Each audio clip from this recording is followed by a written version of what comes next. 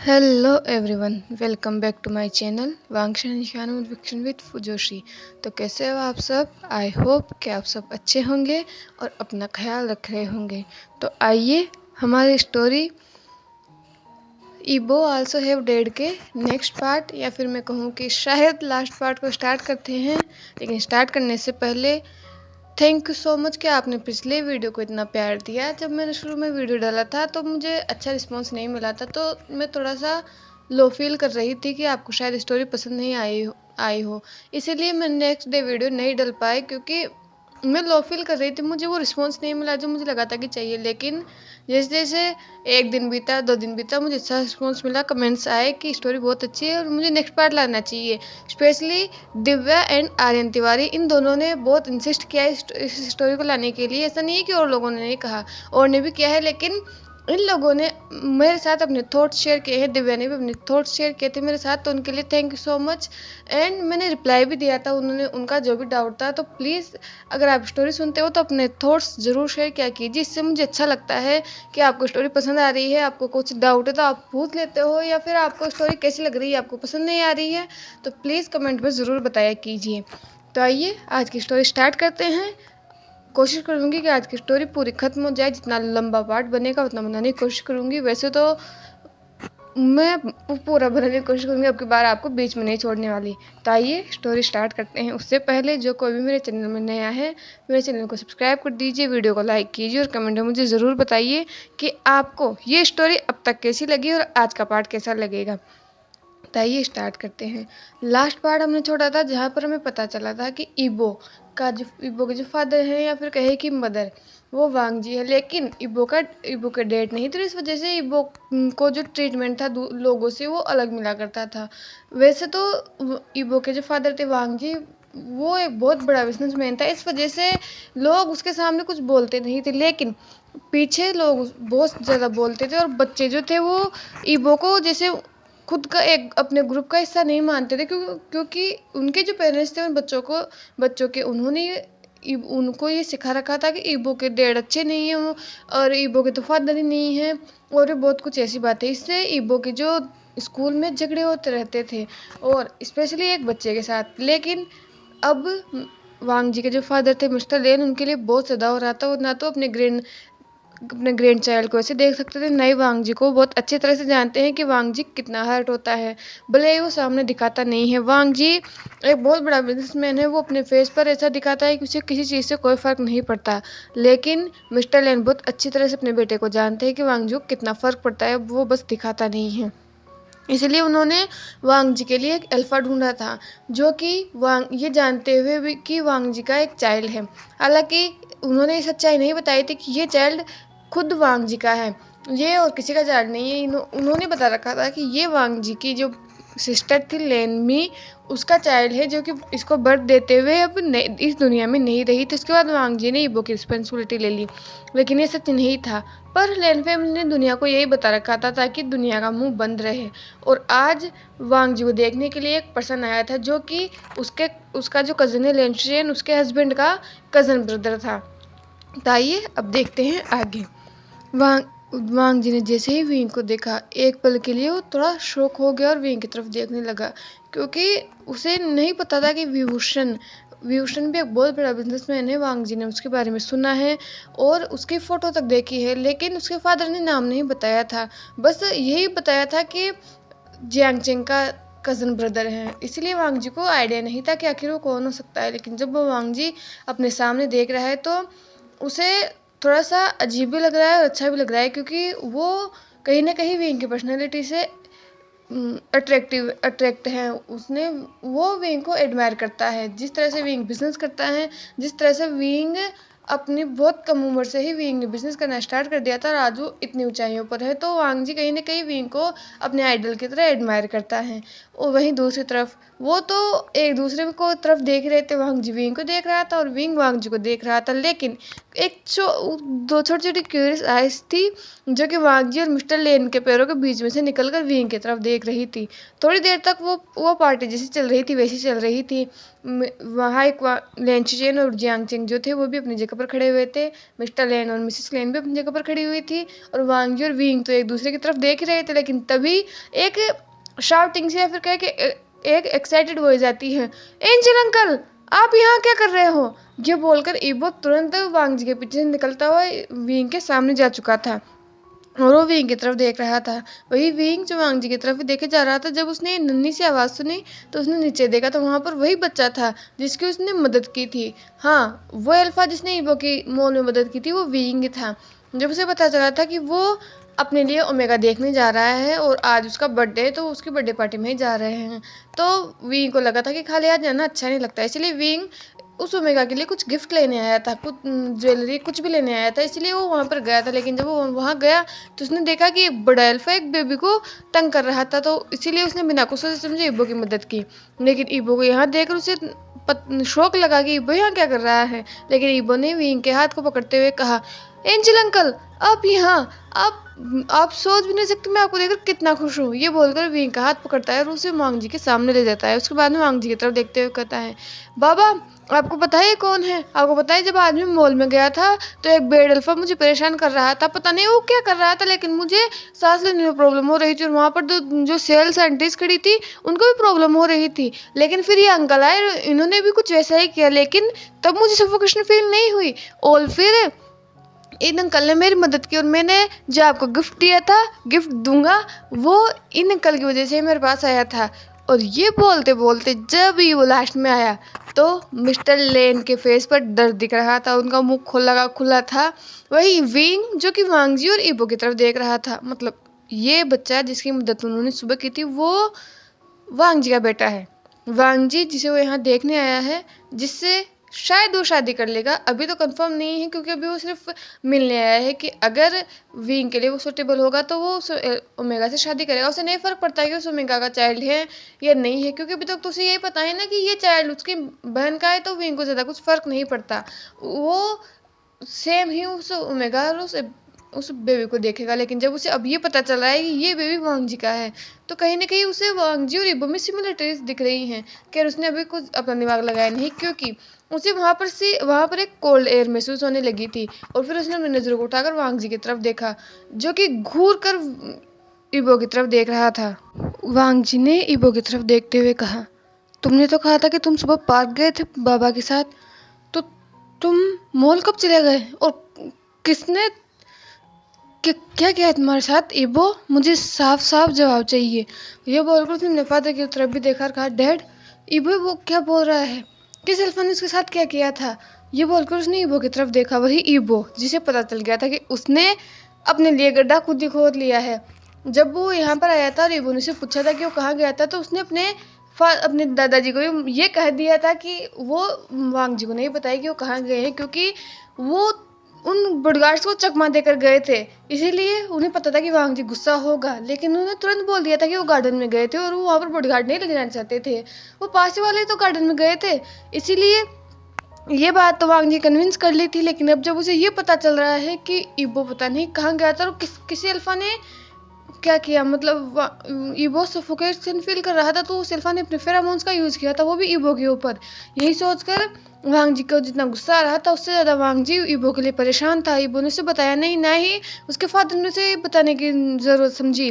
वहीं मिस्टर लेन अब डर रहे थे। ऐसा नहीं है कि मिस्टर लेन वांग जी के फादर है, लेकिन वांग जी का जो गुस्सा है वो बहुत बुरा है और वांग जी के गुस्से से तो उस घर में सभी लोग डरते हैं। तो ईबो बेचारा, ईबो क्या चीज़ है, और अपने फादर की तरफ देख रहा था। वहीं वांग जी ने कहा, वांग लेन वांग ईबो, मैं तुमसे कुछ पूछ रहा हूँ, मुझे जवाब चाहिए कि तुम मॉल क्या लेने गए थे, वो भी बिना मुझसे पूछे, तो इसीलिए तुमने उन बॉडीगार्ड्स को चकमा दिया था ताकि तुम मॉल जा सको। ये सुनकर ईबो ने अपने बाबा की तरफ देखते हुए कहा, बाबा मैं तो बस मैं कहीं नहीं गया था, ग्रैंडफादर मुझे लेकर गए थे। और ये सुनकर तो मिस्टर लेन को ऐसा लग रहा था जैसे उसे बिट्रेल किया गया है। यही तो ये बच्चा ही तो ये ब्रेड तो जो खींच कर उसे मॉल लेकर गया था, और अब ये सारा इल्जाम उस पर डाल रहा है। तभी वांग जी ने ईबो की तरफ देखते हुए कहा, मुझे बहुत अच्छी तरह से जानता है कि कौन किसे लेकर गया था, तुम रुको मैं तुम्हें भी बताता हूँ। ये बोलकर वो ईबो के पीछे भागने लगा, लेकिन ईबो विंग जो वहीं पर खड़ा हुआ था उसके पीछे भागने लगा, और वांग जिसके पीछे भाग रहा था वो बोल रहा था, ईबो रुको, भागना बंद करो। लेकिन ईबो भाग रहा था। ईबो ने भागते हुए कहा, ग्रैंडपा मुझे बचाइए, नहीं तो हिटलर मुझे मारेगा। Uncle, angel uncle please help me. ये बोलकर वो विंग की चारों तरफ घूम रहा था। अब जो थे मिस्टर और मिसेस लेन थोड़ा अलग थे, एंड शेन और जियांग जेंग थोड़ा अलग खड़े हुए थे। यहाँ पर जो ये तीन लोग थे, जैसे ये कोई फेम लग रही थी, वो पार्टी जो चल रही थी, जैसे उन्होंने ये आवाज़ें सुनी तो वो रुक चुके थे, और सभी लोग अब इन तीनों की तरफ देख रहे थे। इन तीनों की तरफ देखने पर ऐसा लग रहा था जैसे कोई फैमिली है, जो कि एक मदर अपने बच्चे को डांट रही है कि उस बच्चे ने कुछ गलती की है, और एक फादर जो है वो अपने बच्चे को प्रोटेक्ट करने की कोशिश कर रहा है अपनी वाइफ से, या फिर कहेगा इस बच्चे की मदर से। तो वो सीन बिल्कुल ऐसा ही लग रहा था, एक हैप्पी फैमिली की तरह। विंग जैसे जैसे वांग जिसके पास था अनकॉन्शियसली उसके हाथ बस ईबो को अपने पीछे छुपा लेते, और उसे खुद नहीं समझ आ रहा था, पर उसके फेस पर हल्की सी स्माइल थी। और ये देखकर चेंग शॉक था, क्योंकि इतने सालों के बाद उसे अपने भाई के फेस पर स्माइल देखी थी, जब से विंग का पहला प्यार, या फिर कहे कि विंग को उसकी वाइफ छोड़कर गई थी, तब से विंग के फेस पर कोई स्माइल थी नहीं। लेकिन अभी अभी विंग के फेस पर किसी स्माइल थी, और ये कई सालों बाद हुई थी। तो चेंग को थोड़ा चेंग खुश भी था, और उसे शौक भी लगा था, क्योंकि विंग बहुत रेयरली मुस्कुराता है। और बच्चों ऐसे तो विंग बच्चों को पसंद करता है, ऐसी कोई खास ना पसंद करने की बात नहीं, लेकिन वो थोड़ा जल्दी इरिटेट हो जाता है ऐसे जो कोई चीज़ें करता है। लेकिन अभी वो मुस्कुरा रहा था और ईबो को प्रोटेक्ट कर रहा था, ये देखकर चेंग भी शौक था। वहीं वांग जी वो अनकॉन्शियसली विंग को टच कर रहा था, क्योंकि विंग जो था वो ईबो को अपने पीछे छुपा रहा था, तो कभी वो विंग के इस हाथ को पकड़ रहा था, कभी वो इस हाथ को पकड़ रहा था, और घूम रहा था और बोल रहा था, ईबो रुको, तुम रुकते हो या नहीं। ये बोलकर वो बाहर रहा था, ईबो को तो बचाने की कोशिश कर रहा था, अपने ग्रैंडपा से हेल्प मांग रहा था, विंग से हेल्प मांग रहा था। लेकिन फाइनली बहुत देर हो चुकी थी जब वो लोग ऐसे कर रहे थे, तभी विंग ने कहा, मिस्टर लेन प्लीज शांत हो जाइए। और विंग की वो डीप वॉइस सुनकर वांग जी अपनी जगह पर रुक गया, और वो विंग की तरफ देखने लगा। वही ईबो भी गहरी सांस लेता हुआ विंग के पीछे छुप गया। विंग ने वांग जी की तरफ देखते हुए कहा, ईबो आपके लिए गिफ्ट लेने गया था, शायद उसने आपको बताया नहीं, और उसने आपको इसलिए नहीं बताया क्योंकि वो आपको सरप्राइज देना चाहता होगा, इसलिए वो आपके फादर को लेकर गया था। लेकिन कोई बात हुआ कुछ नहीं हुआ, मैं था वहाँ पर, और अगर मैं नहीं होता तो भी आपके फादर वहीं थे, वहीं आने वाले थे। वो बस कुछ कॉल के लिए बाहर चले गए थे, नहीं तो और कोई प्रॉब्लम नहीं थी। आपको चिंता करने की ज़रूरत नहीं है, आपको ईबो को डांटने की भी ज़रूरत नहीं है। उसने बस इसीलिए आपको नहीं बताया क्योंकि वो आपको सरप्राइज देना चाहता था। तभी ईबो ने भी विंग के पीछे से निकलते हुए कहा, हाँ हाँ माँ, हाँ बाबा, मैं आपको बस सरप्राइज देना चाहता था, और मैं नहीं चाहता था कि आपको पता चले कि मैं कहाँ गया था, और आपको मेरे सरप्राइज के बारे में पता चल जाए, मेरे गिफ्ट के बारे में पता चल जाए, इसलिए मैंने आपको नहीं बताया, और मेरा कोई इरादा नहीं था। ये बोलकर उसने अपने दोनों हाथों को हवा में नामे हिलाया, और वो पाउट कर रहा था। और ये देखकर वांग जी रुक गया। वांग जी गहरी गहरी सांसें ले रहा था, क्योंकि उसे बहुत देर हो चुके थे भागता हुआ, और विंग भी उसी की तरफ देख रहा था। थोड़ी देर बाद वो शांत हुआ। तभी मिसेस लेन ने भी आते हुए कहा, हाँ वांग जी शांत हो जाओ, ईबो जानबूझकर ईबो ने ये सब नहीं किया, वो बस हो गया।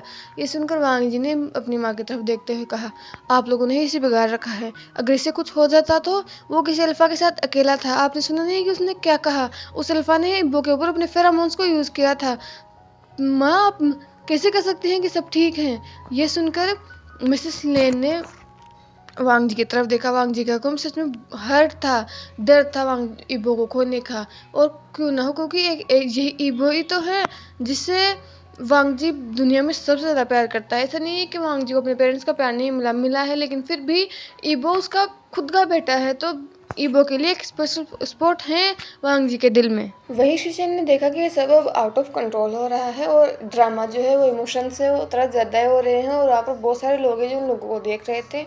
इसलिए शिशन ने आगे आते हुए कहा, वांग जी शांत हो जाओ, सब ठीक है, और चिंता करने की ज़रूरत नहीं है। आज तुम्हारा बर्थडे है, ऐसे तुम अगर ऐसे डरे हुए लगोगे, ऐसे ऐसे लगोगे तो अच्छा थोड़ा ना लगोगे, आज तुम्हारा बर्थडे, बड़ी चेयरफुल हो जाओ। वैसे भी इबो सॉरी बोल रहा है ना, ये बोलकर उन्होंने इबो की तरफ देखा और इबो ने भी अपने अंकल का इशारा समझते हुए कहा, हाँ हाँ मम्मा इबो सॉरी बोल रहा है। ये बोलकर इबो ने अपने कानों को पकड़ते हुए कहा, आज के बाद मैं कभी आपको बिना बताए कहीं नहीं जाऊँगा, आई स्वेयर। ये बोलकर उसने अपनी तीनों उंगलियों को ऊपर कर दिया और ये देखकर विंग थोड़ा शॉक था, क्योंकि उसकी भी बचपन से आदत थी, वो भी जब भी उसे कुछ प्रॉमिस करना होता था तो वो भी अपनी तीन उंगलियां आगे करता था, और आज वो भी वही कर रहा था, तो उसे थोड़ा ऑकवर्ड भी लगा और पता नहीं क्यों अच्छा भी लगा। वहीं दूसरी तरफ इबो, वांग ने इबो की तरफ देखा, वो अपने घुटनों पर बैठ गया और उसने इबो को टाइटली कर लिया। जैसे ही वांग जी ने ये सुना था कि किसी ने इबो के ऊपर अपने फेरोमोन्स को यूज़ किया है, वांग जी सच में कितना डर गया था, ये कोई नहीं समझ सकता, ये सिर्फ वांग जी समझ सकता है।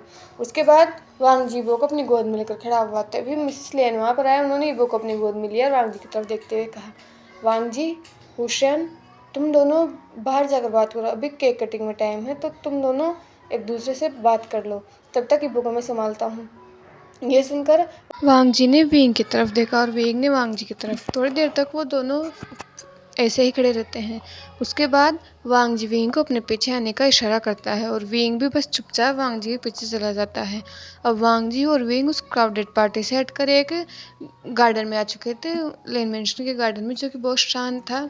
एंड आज पूरा मून चमक रहा था, तो वो गार्डन जो था वो और ज़्यादा ब्यूटीफुल लग रहा था। पहले ही वहाँ पर बहुत ब्यूटीफुल डेकोरेशन किया गया था और ऊपर से वो चांद की चमक इस माहौल को अलग ही रंग दे रही थी। अब वांग जी और विंग खड़े हुए थे। वांग जी चांद की तरफ देख रहा था और विंग उसके पीछे खड़ा हुआ था। पहली बार विंग को ऐसा लग रहा था जैसे वो अपने पेरेंट्स के सामने खड़ा हो, जैसे उसने कोई गलती की हो और वो अपने पेरेंट्स के सामने खड़ा होकर जैसे इंतज़ार कर रहा हो कि उसके पेरेंट्स को क्या पनिशमेंट सुनाएंगे। वांग का फेस इतना सीरियस लग रहा था, पर विंग ने खुद को कंपोज किया। वो वांग जी से बड़ा है, ऊपर से वो इतना बड़ा बिजनेसमैन है, वो ऐसे ही थोड़ी ना घबरा जाएगा, इसीलिए वो बस खुद को काम रखने की कोशिश कर रहा था। तभी वांग जी ने बिना विंग की तरफ देखे ही कहा, तो तुम मुझसे शादी क्यों करना चाहते हो? ये सुनकर विंग ने वांग जी की तरफ देखा, क्योंकि उसे समझ में नहीं आया वांग जी ने क्या कहा, शादी क्यों करना चाहते हो। वो तो यहाँ वांग जी को देखने आया था। तब फिर से वांग जी ने विंग की तरफ देखा और कहा, तुम मुझे देखने आए हो क्योंकि तुम्हें मुझसे शादी करनी है, ये जानते हुए भी कि मेरा एक बेटा है। ये सुनकर विंग ने वांग जी की तरफ देखते हुए कहा, मुझे नहीं पता, लेकिन मेरे भाई ने मुझे तुम्हारे बारे में बताया था। सच कहूँ तो मैं किसी रिलेशनशिप में नहीं जाना चाहता। मेरा जो पास्ट रहा है वो कुछ ज़्यादा ठीक नहीं रहा और इसीलिए मेरा किसी भी रिलेशनशिप में भरोसा उठ गया था। लेकिन मेरे भाई ने इंसिस्ट किया कि मैं तुम्हें देखूं, क्योंकि तुम्हारे पेरेंट्स भी तुम्हारे लिए एक सूटेबल अल्फा ढूंढ रहे हैं और मेरे पेरेंट्स मेरी शादी करवाना चाहते हैं। हालांकि मैं शादी करना नहीं चाहता, लेकिन मैं अपने पेरेंट्स की चिंता जानता हूँ। उन्हें भी और लोगों की तरह मेरे लिए वो मुझे खुश देखना चाहते हैं, लेकिन जो कि उन्हें लगता है कि मैं एक ओमेगा के साथ ही हो सकता हूँ और मैं अपने पेरेंट्स का दिल नहीं तोड़ना चाहता। मेरे भाई ने तुम्हारे बारे में बताया है, तो तुम में कुछ बात होगी, इसीलिए मेरे भाई ने बताया है, नहीं तो मैं अपने भाई को बहुत अच्छी तरह से जानता हूँ। और हम अभी शादी नहीं कर रहे हैं, मैं बस तुम्हें देखने आया हूँ। अगर तुम मुझे पसंद आओगे तो ही मैं तुमसे शादी करूँगा। और रही बात तुम्हारे बेटे की, तो ये सबको पता है कि वो तुम्हारा बेटा नहीं है, वो तुम्हारी बहन का बेटा है, तो इससे मुझे कोई प्रॉब्लम नहीं है। यह सुनकर वांग जी ने विंग की तरफ देखा। यहाँ पर विंग ऐसे बोल रहा था जैसे उसको फर्क नहीं पड़ता हो, और वांग जी बिना मतलब ही डर रहा था कि विंग आएगा उससे शादी के लिए कहेगा और वांग जी को कहीं ना कहीं हाँ करना पड़ेगा, क्योंकि उसके पेरेंट्स ने उसे फोर्स किया होगा। लेकिन यहाँ तो विंग को भी कोई फर्क नहीं पड़ रहा, वो भी बस वांग जी को देखने आया था, अगर पसंद आएगा तो उससे शादी करेगा। और कहीं ना कहीं वांग जी को विंग का एटीट्यूड पसंद आया, पर अभी भी सच था जो बीच में था। वांग जी अपने रिश्ते को किसी भी झूठ की बुनियाद पर खड़ा नहीं करना चाहता। वो विंग से ये कहकर शादी नहीं करना चाहता कि हाँ ईबो उसका बेटा नहीं है, जबकि ईबो उसका ही बेटा है। इसलिए वांग जी ने विंग की तरफ देखते हुए कहा, अगर मैं कहूँ कि ईबो मेरा ही बेटा है, तो मेरा बायोलॉजिकल सन, तो तुम क्या कहोगे? इस पर विंग शांत हो गया, वो बिल्कुल ही शांत हो गया, क्योंकि उसे उसका दिमाग ये चीज़ प्रोसेस ही नहीं कर पा रहा था। लेकिन फिर वांग जी फिर से घूम गया और उसने चांद की तरफ देखते हुए कहा, मैं अपनी लाइफ में कभी दोबारा किसी रिलेशनशिप में नहीं जाना चाहता था। मैं अपने बेटे के साथ खुश हूँ, खुश था और शायद फ्यूचर में भी खुश रहूँगा, मुझे नहीं पता। लेकिन जिस तरह से दुनिया मेरे बेटे को देखती है वो मुझे देखती है, मैं बहुत अच्छी तरह से जानता हूँ। इतना बड़ा बिजनेसमैन होने के बावजूद भी सब सामने मुझे दिखाते हैं कि वो मेरी रिस्पेक्ट करते हैं, लेकिन पीठ पीछे वो क्या बातें करते हैं मैं बहुत अच्छी तरह से जानता हूँ। और इसमें गलती उसी की नहीं है, क्योंकि हमारी सोसाइटी ऐसी है। यहाँ पर सिंगल मदर को ऐसे देखा जाता है जैसे कि उसने कोई बड़ा क्राइम कर दिया हो। सिंगल मदर को ऐसे देखा जा सकता है जाने पता नहीं वो कहाँ से आए हो। और ये सोच पता नहीं कब से चली आ रही है और कब तक चलेगी मैं नहीं जानता, लेकिन मैं अपने बेटे के फ्यूचर को खतरे में नहीं डालना चाहता। अगर मैं शादी करूँगा तो सिर्फ अपने बेटे के लिए करूँगा, क्योंकि मैं बहुत अच्छी तरह से जानता हूँ मेरे ईगो को हर्ट होता है जब भी कोई उससे ये कहता है कि उसके डेट नहीं है। भले ही वो मेरे सामने स्ट्रॉन्ग बनने की कोशिश करता हो और मुझे ये दिखाने की कोशिश करता हो कि उसे कोई फ़र्क नहीं पड़ता, उसके पास मैं हूँ।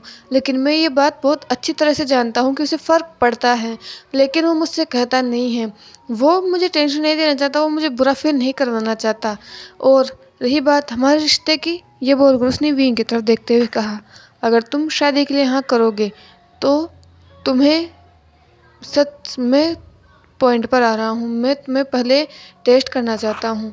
मैं नहीं चाहता हमारी शादी होने के बाद अगर फ्यूचर में हमारा कोई बेटा हो या बेटी हो तो तुम उनमें फ़र्क करो, तुम्हें लगे कि वो तुम्हारा बेटा नहीं है और वो तुम्हारे बच्चे हैं तो तुम वो में फ़र्क करो। मैं अपने बेटे का फ्यूचर और बचपन बर्बाद नहीं होना देना चाहता, और इसीलिए मैं तुम्हें टेस्ट करूँगा। अगर तुम चाहते हो कि मैं तुमसे शादी करूँ तो तुम्हें ये टेस्ट देना होगा, नहीं तो तुम अभी यहाँ से जा सकते हो, मुझे कोई प्रॉब्लम नहीं है। मैं अपने बेटे को अब तक भी अकेला पाल रहा था और अब तक भी अकेला पाल लूँगा।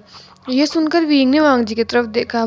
विंग पहली बार एक ऐसे ओमेगा से मिल रहा था जो बिना किसी डर के विंग से बात कर रहा था। हाँ, उसने कई ओमेगाओं को देखा है जो बिना डर के बात करते हैं, लेकिन ऐसे मामलों में जहाँ पर लेन फैमिली ने झूठ बोल रखा है दुनिया को और वांग जी सच बता रहा है विंग को कि ईबो उसी का बेटा है, ऊपर से वो विंग से वो बातें कर रहा है जो कि एक ओमेगा शायद कहने में डरे कि शायद रिश्ता ना टूट जाए। अगर विंग ने शादी करने से मना कर दिया तो उसके पेरेंट्स उससे क्या कहेंगे, उसकी जो रेपुटेशन है सोसाइटी में वो क्या रह जाएगी। वांग जी को इससे कोई फ़र्क नहीं पड़ रहा, वांग जी को फ़र्क पड़ रहा है तो ईबो की सेफ्टी से, ईबो के बचपन से और ईबो की मेंटल हेल्थ से कि एक वांग जी के रिलेशनशिप में, विंग के साथ रिलेशनशिप में जाने से ईबो के ऊपर क्या फ़र्क पड़ेगा। वांग जी को इससे ज़्यादा फ़र्क पड़ रहा है, ना कि वो कुछ छुपा रहा है कि उसे विंग पहली नज़र में पसंद आ गया और विंग से शादी करने के लिए तैयार है और विंग जो कहेगा वो वैसा करने के लिए तैयार है। दुनिया के सामने विंग ईबो और उसको कैसे प्रेजेंट करना चाहता है, इससे भी वांग जी को प्रॉब्लम नहीं है। नहीं, वांग जी को प्रॉब्लम है। वांग जी शुरू से ही एक ऐसा पर्सन रहा है जिसने अगर किसी से प्यार किया है तो पूरे दिल से किया है, और किसी से नफरत की है तो वो भी पूरे दिल से की है। और पहली बार वांग जी के साथ जो हुआ है उसके बाद अब वांग जी हर चीज़ सोच समझ कर करना चाहता है। वो कहावत फेमस है ना कि दूध का जला छाछ भी फूंक फूंक कर पीता है, तो वांग जी अब अपने बेटे के लिए हर चीज़ परफेक्ट करना चाहता है। वही विंग वांग जी की आंखों में डिटर्मिनेशन देख सकता था। अगर वांग जी की जगह कोई और ओमेगा होता और अगर विंग उसे देखने आता तो शायद वो ओमेगा और भी ज़्यादा झूठ बोलता कि हाँ ये बेटा उसी का है, या फिर शादी करने के लिए वो कुछ भी कर सकता था, क्योंकि समाज को विंग भी जानता है। लेकिन वांग जी ऐसा कुछ नहीं कर रहा, वांग जी बस सच्चाई बता रहा है। और यही चीज़ कहने गई विंग को पसंद आई, तो इतने सालों के बाद फाइनली विंग को ऐसा लगा कि इस रिश्ते को मौका देना चाहिए, क्योंकि थोड़ी देर पहले जो कुछ भी हुआ था वहाँ कैसे ईबो का उसके तरफ अट्रैक्शन दिखाना, या फिर कहें कि अभी जो वांग जी और ईबो के बीच में हुआ था वो विंग को जैसे एक फैमिली टच दे गया था, उसे अपना बचपन याद आ गया था। इसीलिए विंग कहीं ना कहीं इस रिश्ते को एक मौका देना चाहता था, इसीलिए उसने वांग जी की तरफ देखते हुए कहा, मुझे कोई प्रॉब्लम नहीं है। वैसे तो मैं इस टेस्ट के लिए तैयार नहीं होता, क्योंकि मेरी भी एक सेल्फ रिस्पेक्ट है। अगर तुम मुझे टेस्ट करना चाहते हो तो मैं भी तुम्हें टेस्ट कर सकता था, लेकिन अगर तुम कह रहे हो और तुम्हारे कंसर्न को मैं बहुत अच्छी तरह से जानता हूँ, एक नेग्लेक्ट चाइल्ड क्या होता है। हालांकि इसके बारे में कुछ ज़्यादा समझ तो नहीं पाऊँगा, लेकिन हाँ मैंने देखा है ऐसे बच्चों को, इसीलिए मैं तुम्हारा कंसर्न समझ सकता हूँ। और रही बात हमारे रिश्ते को मौका देने की, तो हम एक टेस्ट तो कर ही सकते हैं। मैं तुम्हें ना तो अभी कह रहा हूँ कि हम अपने रिश्ते को अभी ऑफिशियल करें, हम टाइम लेंगे, और अगर हमें लगेगा कि हम इस रिश्ते को निभा सकते हैं तो ही मैं तुम तो ही हम शादी करेंगे और मुझे कोई प्रॉब्लम नहीं है। और रही बात तुम्हें इस बात को लेकर इनसिक्योर फील हो रहा है कि अगर फ्यूचर में ईबो के सिबलिंग्स को मैं ज़्यादा इंपॉर्टेंस दूंगा और ईबो को इंपॉर्टेंस नहीं दूंगा, तो इसकी चिंता तुम्हें करने की ज़रूरत नहीं है। अगर तुम चाहो तो फ्यूचर में ईबो का कोई सिबलिंग आएगा ही नहीं। हम बस ईबो को ही अपना हायर रखेंगे और अपना बेटा रखेंगे। मुझे इससे कोई प्रॉब्लम नहीं है, क्योंकि ईबो जितना अडोरेबल चाइल्ड किसी के पास होना ही यही बहुत भाग्य की बात है। ये सुनकर वांग जी ने विंग की तरफ शॉकिंगली देखा, लेकिन वांग जी इतनी जल्दी किसी पर भरोसा नहीं करेगा। विंग शायद ये सब शादी के लिए कह रहा हो, इस रिश्ते को बढ़ाने के लिए कह रहा हो। इतनी आसानी से वांग जी विंग पर भरोसा नहीं करेगा। थोड़ी देर के लिए वो दोनों साइलेंस में खड़े रहते हैं, लेकिन उसके बाद विंग ने वांग जी की तरफ देखते हुए कहा, लेकिन तुमने अभी कहा कि ईबो तुम्हारा बायोलॉजिकल चाइल्ड है, तो ये बात तुम लोगों ने झूठ क्यों बोल रखी है कि ईबो तुम्हारी बहन का चाइल्ड है। और मुझे भी ये बहुत अच्छी तरह से पता है कि तुम लेन फैमिली के इकलौते हायर हो। इसलिए जब मुझे ये बात पता चली थी कि ईबो तुम्हारी बहन का बेटा है, तो मुझे भी शौक लगा था। ये सुनकर विंग ने वांग जी ने विंग की तरफ देखते हुए कहा, क्योंकि मेरे पेरेंट्स नहीं चाहते थे कि मेरा नाम खराब हो, और ये बात तुम बहुत अच्छी तरह से जानते हो और समझते भी होंगे। ये सुनकर विंग ने थोड़ी देर वांग जी की तरफ देखा और फिर नोट किया। उसके बाद फिर से वो लोग साइलेंस में खड़े हो गए। तभी मैडम लेन वहाँ पर आए और उन्होंने वांग जी और विंग की तरफ देखा। उसके बाद उन्होंने वांग जी की तरफ देखते हुए कहा, वांग जी, केक कटने का टाइम हो चुका है, अब हमें चलना चाहिए। आई होप तुम दोनों को जो बातें करनी थी वो तुम दोनों ने कर ली होगी। इस पर वांग जी ने नोट किया और वो और विंग वहाँ से जा चुके थे। अब सभी लोग केक कटने के लिए खड़े थे। वांग जी के लिए एक बहुत ही बड़ा केक लाया गया था। उसको वांग जी और ईबो ने मिलकर एक साथ काटा था। उसके बाद केक सब में डिस्ट्रीब्यूट किया गया और एक एक करके अब सभी लोग वांग जी को गिफ्ट देने आ रहे थे। सबके गिफ्ट देने के बाद अब मिस्टर लेन भी आए, उन्होंने भी वांग जी को गिफ्ट दिया और वो गिफ्ट था रोलेक्स के एक वॉच, जो कि एक लिमिटेड एडिशन था। वांग जी ने जब ये देखा तो उसके फेस पर स्माइल आ गई कि वांग जी को बचपन से ही वॉचेस का शौक है। वांग जी के पास अलग अलग तरीके की और अलग अलग ब्रांड्स की वॉच रखी हुई है। जब भी कोई नई वॉच आती है किसी ब्रांड की, तो वांग जी उसे ज़रूर खरीदता है और कहीं ना कहीं उसके फादर भी इस बात को जानते थे। उसके बाद वांग जी की मदर ने उन्हें गिफ्ट दिया। वैसे तो वांग जी ने जब ये वाइट ड्रेस पहन रखी थी वो लेन ई ने ही वांग जी को गिफ्ट दी थी, लेकिन फिर भी लेन ई ने एक और वांग जी को गिफ्ट दिया। उसके बाद लेन चेन और जियांग चेंग ने मिलकर वांग जी को गिफ्ट दिया और विंग ने भी एक छोटा सा गिफ्ट वांग जी को दिया था। और उसके बाद अब हमारा लिटिल ईबो बचा था जिसे वांग जी को गिफ्ट देना था, इसीलिए उसने अपनी माँ की तरफ देखते हुए कहा, मम्मा ये लो मेरा गिफ्ट। आज ऐसे तो ईबो वांग जी को बाबा बुलाता है और सबके सामने वो बाबा ही बुलाता है। जब वो अकेले होते हैं तभी कभी कभी ईबो वांग जी को मम्मा बुला लेता है, नहीं तो वो उसे बाबा ही बुलाता है। लेकिन आज पता नहीं क्यों पर ईबो बहुत ज़्यादा ही वांग जी को मम्मा बुला रहा था। उसके बाद वांग जी ने ईबो से वो गिफ्ट लिया।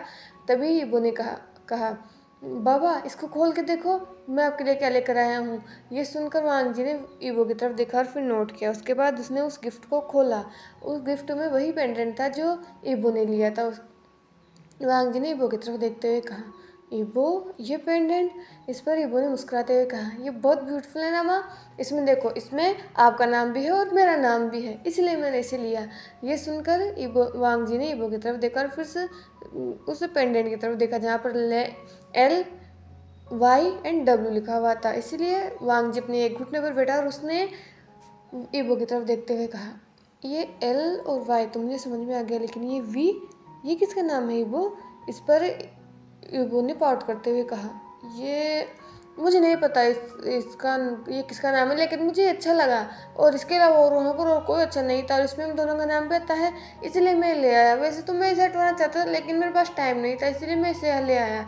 फिर अगर आप चाहो तो आप इसे हटा सकते हो, मैंने उस सेल्स आंटी से बात की थी, वो इसे हटा देंगी। ये सुनकर वांग जी ने ईबो की तरफ देखा। उसके बाद ईबो ने उस नेकलेस को लिया और उसने कहा, बाबा इसको मैं आपको पहनाऊंगा। ये बोलकर वो ईबो को उस नेकलेस को पहन देता है और वो सच में ईबो के गले कैमरे में बहुत ब्यूटीफुल लग रहा था। वांग जी के फेस पर एक हल्की सी स्माइल आ चुकी थी और उसके बाद फिर से वांग जी खड़ा हो गया। अब की बार उसने ईबो को अपनी गोद में ले रखा था और वहाँ पर एक फैमिली मोमेंट था। तो वहाँ मिस्टर लेन मिसेस लेन भी थे और विंग भी ईबो और वांग जी को देख रहा था। पता नहीं क्यों, पर उसे लग रहा था कि उसे इस रिश्ते को एक मौका देना चाहिए। जब से वो यहाँ पर आया है तब से उसने ईबो और वांग जी को देखा है। उसे एक फैमिली की जैसे क्रेविंग हो रही है। जैसे बचपन में उसकी फैमिली थी, वैसे ही विंग को इतने सालों के बाद फिर से लग रहा है कि शायद उसकी भी एक फैमिली होगी। अगर वो वांग जी से शादी करता है तो ईबो उसका बेटा होगा। और क्या वो ईबो को अपना बेटा बनाना चाहता है? हालांकि अभी विंग को पूरा यकीन नहीं है, लेकिन ईबो कितना क्यूट है, कितना अडोरेबल है, विंग बता नहीं सकता। नहीं तो आज तक विंग बच्चों को लेकर ज़्यादा अट्रैक्ट नहीं हुआ है, लेकिन फिर भी उसने ईबो को बिना जाने ईबो की वहाँ पर मदद की थी। विंग के दिल से आवाज़ आई थी। और अब धीरे धीरे करके सभी गेस्ट जा रहे थे और लास्ट में अब विंग बचा था, क्योंकि लेंशियन भी जा रहा था। लेंशियन एक डॉक्टर है, तो उसे एक इमरजेंसी आ चुकी थी, तो उसे जाना था। वैसे तो वो चेंग को ले जाना जाता था, लेकिन चेंग जो कि 3 मंथ्स प्रेग्नेंट था, तो मैडम लेन ने चेंगो और लेंशियन को यहीं पर रोक लिया था। उन्होंने कहा था कि जब तक अब चेंग बर्थ नहीं दे देता तब तक वो यहीं पर ही रहेगा। वैसे भी जल्द ही वांग जी शादी करवा देंगे, तो वांग जी यहाँ पर रहने वाला नहीं है, फिर वो लोगों के लिए रह जाएंगे। और लेंशियन के पेरेंट्स नहीं है, तो जियांग चेंग का ख्याल रखने वाला कोई नहीं होगा, तो वो जियांग चेंग का ख्याल रख लेंगे। इस हालत में जियांग चेंग को अकेला छोड़ना मैडम लेन को अच्छा नहीं लगा, इसीलिए उन्होंने लेंशियन से कहा कि वो अपने सामान को यहीं पर ले आए। जब तक चेंग बर्थ नहीं देता तब तक लेंशियन यहीं पर ही रहेंगे और बाद में भी वो यहीं पर ही रह सकते हैं। ये सुनकर शेन को अपने दिल में सच में बहुत वार्म फील हुआ था। उसके पेरेंट्स नहीं है, लेकिन फिर भी बचपन से मिस्टर एंड मिसेस लेन ने कभी उसे ऐसा फील नहीं होने दिया कि वो अनाथ है। उन्होंने बचपन से ही लेंशियन की बहुत अच्छी परवरिश की है। और लेकिन उसके बाद जब लेंशियन को एक डॉक्टर बन गया तो उसे लगा कि अब उसे अलग हो जाना चाहिए। वो अब पूरी उम्र ही तो उनके साथ नहीं रह सकता। वैसे भी वांग जी उनके पास रहता है, तो शिचेन को थोड़ा सा अलग रहकर रहना अच्छा लगा, ताकि वो अपनी भी प्राइवेसी ले सके और वो वांग लेन कपल को भी अपनी प्राइवेसी दे सके। यही सोचकर वो थोड़ा सा वो अलग रहने चला गया था। लेकिन अब जब फिर से लेन कपल कर रहा है तो शिचेन ग्लेडली यहाँ पर आएगा, क्योंकि उसे भी टेंशन रहती है। जब भी वो रात रात भर घर नहीं जाता तो उसे चेंग की टेंशन रहती है, लेकिन जब अगर चेंग यहाँ पर रहेगा तो उसे टेंशन नहीं होगी। उसके बाद शेन भी निकल चुका था और ईबो अब विंग भी निकलने वाला था, लेकिन तभी ईबो ने विंग के हाथ को पकड़ते हुए कहा, अंकल वी, आप हम मुझसे कब मिलोगे? ये सुनकर विंग ने ईबो की तरफ देखते हुए कहा, तुम मुझसे मिलना चाहते हो? ये सुनकर ईबो ने नोट करते हुए कहा, हाँ, पहली बार मुझे कोई पसंद आया है। आपको पता है आपने मेरी मदद की और इसीलिए मुझे ये गिफ्ट मिला, नहीं तो वो बुरे आंटी इसको ले जाती। आपने मेरी मदद की है तो क्या अब हम फिर से मिल सकते हैं? ये सुनकर विंग ने मुस्कुराते हुए कहा, ऑफ कोर्स लिटिल वन, हम ज़रूर मिलेंगे। ये बोलकर उसने वांग जी की तरफ देखा, जो कहीं खोया हुआ लग रहा था। उसके बाद विंग ने लेन कपल को बो किया। वो चेंग से मिला और वहाँ से जा चुका था। और वांग जी भी ईबो को लेकर जा चुका था। उसने ईबो को फ्रेशन अप करवाया और ईबो को सुला दिया था उसने। और ईबो थका हुआ था तो जल्दी सो गया था और वांग जी भी रूम में फ्रेशन अप हुआ और अब वो बेड में लेटा हुआ था, सीलिंग की तरफ देखते हुए सोच रहा था, क्या उसे भी कोई मौका देना चाहिए? उसने एक इंसान को पहले भी मौका दिया था, लेकिन उस इंसान ने उसका भरोसा तोड़ दिया। उसे तो वांग जी जानता था, लेकिन विंग को ना तो वो जानता है और ना ही ये जानने के अलावा कि विंग एक बिजनेसमैन है और उसके ब्रदर इन लॉ का भाई है। इसके अलावा वो विंग के बारे में कुछ नहीं जानता। और विंग ने जिस तरह से आज बात की थी, उससे ऐसा लग रहा था कि विंग झूठ नहीं बोलता है, फिर कहीं कि वो जो कहना चाहता है उसने साफ साफ कहा है कि वो भी शादी नहीं करना चाहता था। वो भी सिर्फ चेंग के करने पर, उसके पेरेंट्स के फोर्स करने पर यहाँ पर आया था। तो क्या उसे एक मौका देना चाहिए? क्या ये मौका देना सही होगा? लेकिन बार बार ईबो को ताने सुनाने से अच्छा तो ये क्या वो एक मौका दे दे। ऐसे तो उसने विंग के बारे में सुना है कि विंग अपने फैसले को लेकर दृढ़ होता है। उसने अपने ब्रदर इन लॉ से भी सुना है और उसने कई आर्टिकल्स पढ़े हैं विंग के बारे में। तो विंग एक अच्छा इंसान है, वो बुरा नहीं है। लेकिन दुनिया दिखाती कुछ और है और अंदर कुछ होती है। ये वांगजी बहुत अच्छी तरह से जानता है, तो इसीलिए वो थोड़ा सा नर्वस हो रहा था, लेकिन शायद उसने सोच लिया था कि वो एक मौका दे ही सकता है। कौन सा वो भी विंग से शादी कर रहा है, वो विंग को देखेगा। अगर वो उसे लगेगा कि विंग ईबो के साथ अच्छी तरह से घुल मिल सकता है, ईबो विंग के साथ अच्छी तरह से घुल मिल सकता है, तो फिर वो शादी करने के लिए तैयार है। लेकिन तब तक वांगजी पहले विंग को टेस्ट करेगा। यही सोचकर उस रात वांगजी सो चुका था। अब नेक्स्ट मॉर्निंग हुई। अब तो ईबो घर पर नहीं रह सकता था, इसीलिए वांगजी पहले उठा, फिर उसने ईबो खुद तैयार हुआ, फिर उसने ईबो को तैयार किया। उन लोगों ने चेंग और अपनी फैमिली के साथ ब्रेकफास्ट किया। उसके बाद ईबो वांगजी के साथ अपने स्कूल के लिए निकल चुका था।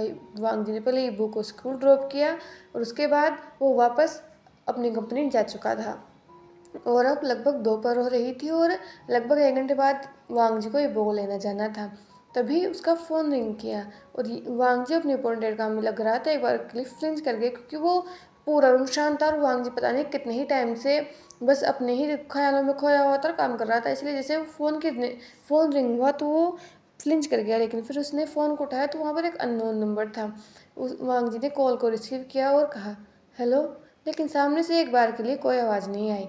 फिर से वांगजी ने कहा एक्सक्यूज़ मी, क्या कोई है? ये सुनकर सामने से फिर से एक थोड़ी सी धीमी सी आवाज़ आई। वो हेलो मैं, ये बोलकर वो इंसान फिर से रुक गया और कहीं ना कहीं वांगजी से इस आवाज़ को पहचान गया था। तभी उसने कहा मिस्टर वी। और ये सुनकर विंग, जो सोच रहा था कि उसे वांगजी को कॉल करना चाहिए, नहीं, उसने भी सोचा था कि वो एक रिश्ते को एक मौका दे सकता है, क्योंकि ईबो और वांगजी उसे दोनों ही थोड़े अलग लगे। ईबो उसे बहुत ज़्यादा डरेबल लगा। विंग को सच में ईबो को देखकर ऐसा लगा कि वो ईबो को बस अपनी बाहों में ले ले, और वांगजी को देखकर विंग को ऐसा लगा कि जैसे उसे वांगजी को और ज़्यादा समझना चाहिए।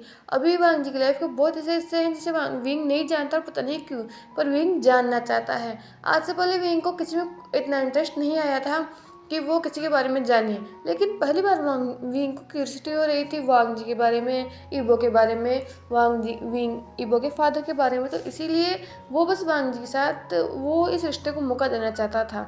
और अगर वांगजी चाहता है उसे टेस्ट करना तो कोई बात नहीं, शायद वो वांगजी की उस इनसिक्योरिटी को समझता है। इसलिए उसने वांगजी को प्रकोष्ठक नहीं किया है। फिर वांगजी को ये नहीं कहा कि वांगजी होता कौन से टेस्ट करने वाला, ऐसा उसने कुछ नहीं कहा। और उसने वांगजी की बात मानी, लेकिन और उसने सोचा था कि वो ईबो के साथ घुलेगा मिलेगा, ईबो को समझेगा ताकि ईबो भी उसे समझ सके। इसलिए उसने सोचा था कि ईबो जिस स्कूल में पढ़ता है आज वो वांगजी के साथ उसे लेने जाएगा, या फिर कहे कि वो खुद ही लेने चले जाएगा। इसीलिए उसने एक प्लान बनाया था और उसे प्लान के लिए उसे वांगजी को कॉल करना था।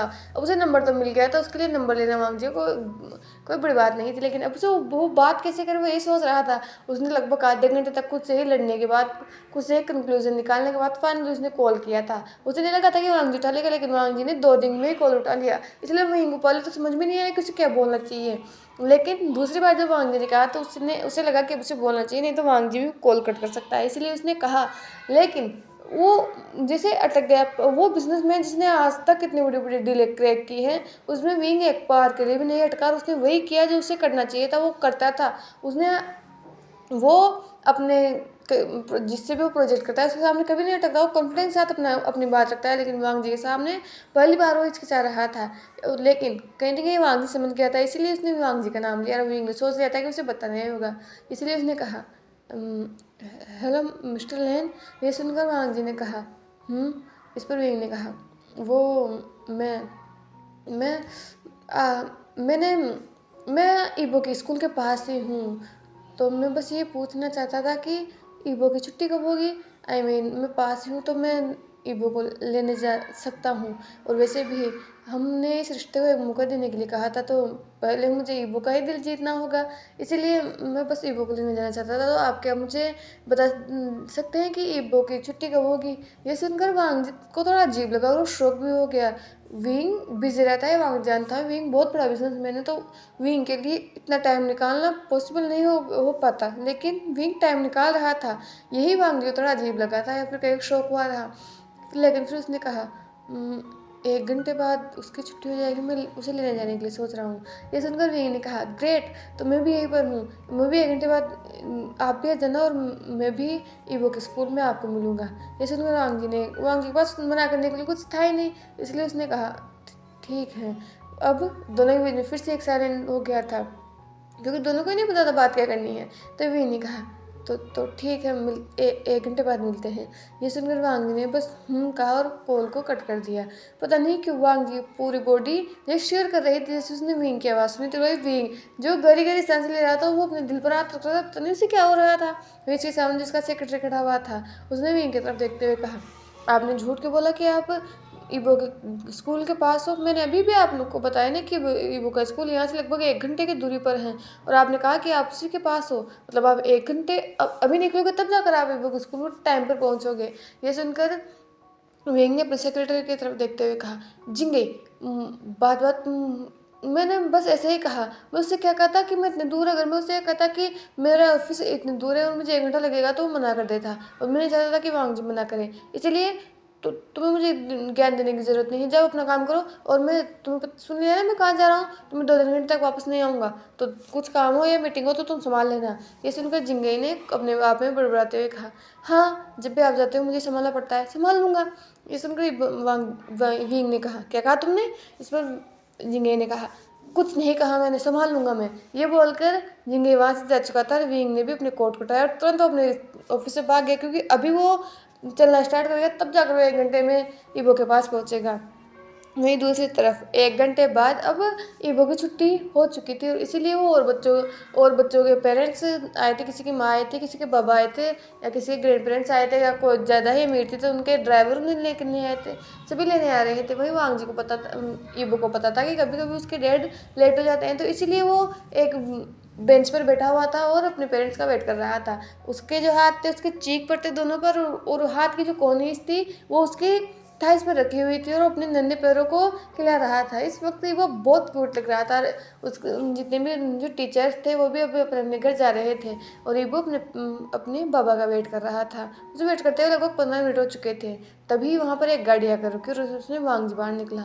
वांग जी को जैसे ही ईबो ने देखा उसके फेस पर ये बड़ी वाली स्माइल आ गई और वो तुरंत वांग जी की तरफ भागने लगा। लेकिन इस बीच में वो ये भूल गया कि सामने एक गार्डन था, तो गार्डन में पानी ले जाने के लिए वहाँ पर एक पाइप रखा हुआ था। उस पाइप को एक तरफ नहीं किया गया था, इसलिए वो जैसे ही भागा उसका जो पैर था उस पाइप में लग गया और वो गिरने ही वाला था। एक पल के लिए वांग जी की सांसें टक गई, क्योंकि वो ईबो से बहुत दूर था। अगर ईबो गिर भी जाएगा तो उसे पकड़ नहीं पाएगा। और सबसे बड़ी बात कि अगर ईबो गिरेगा तो उसे बहुत बुरी तरीके से चोट लगने वाली थी, क्योंकि ईबो स्पीड में भाग रहा था, और स्पीड में भागते हुए ही उसका पैर जो था उसमें अटक गया था, उस पाइप में किसमें भी उसमें अटक गया था, इसीलिए वो गिरने ही वाला था। उस वांग जी की सांसें एक पल के लिए अपनी हलक में आकर रुक गई थी। लेकिन इससे पहले कि ईबो गिर पाता था, दो स्ट्रॉन्ग आर्म्स ने ईबो को अपनी बाहों में ले लिया था, और वांग जी को तो ऐसा लग रहा था जैसे वो सांस ही नहीं ले पा रहा। वही ईबो से खुद रियलाइज हुआ था कि वो गिरने ही वाला है, लेकिन जब वो गिरा नहीं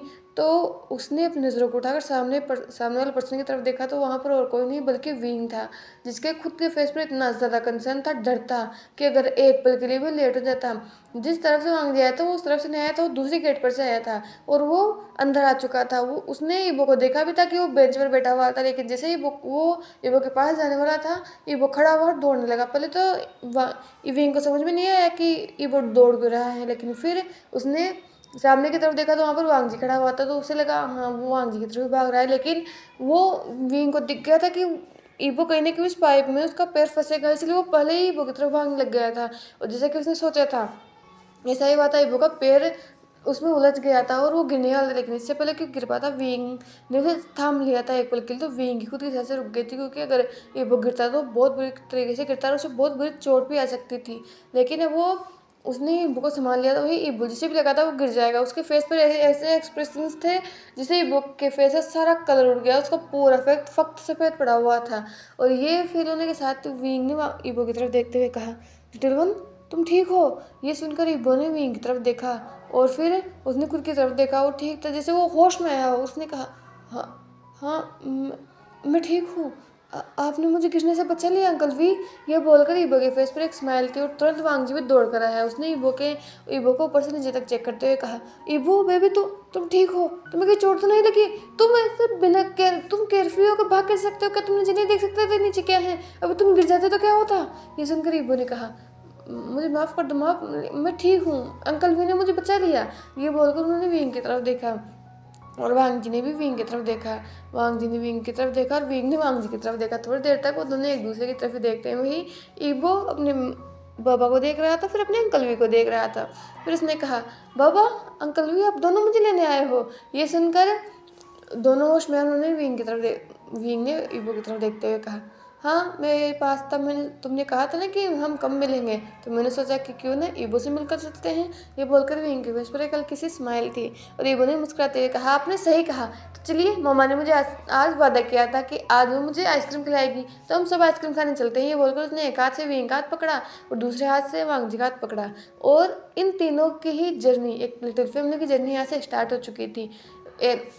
जैसा कि विंग ने आज बहाना बनाया था, अब कहीं ना कहीं विंग ऐसे ही बहाने बना करके या तो वांग से मिला करता था या ईबो से मिला करता था। उसका मेन फोकस जो था वो ईबो के पास रहता था और उसके साथ ही वो वांग जी को भी इन्वॉल्व कर लेता था।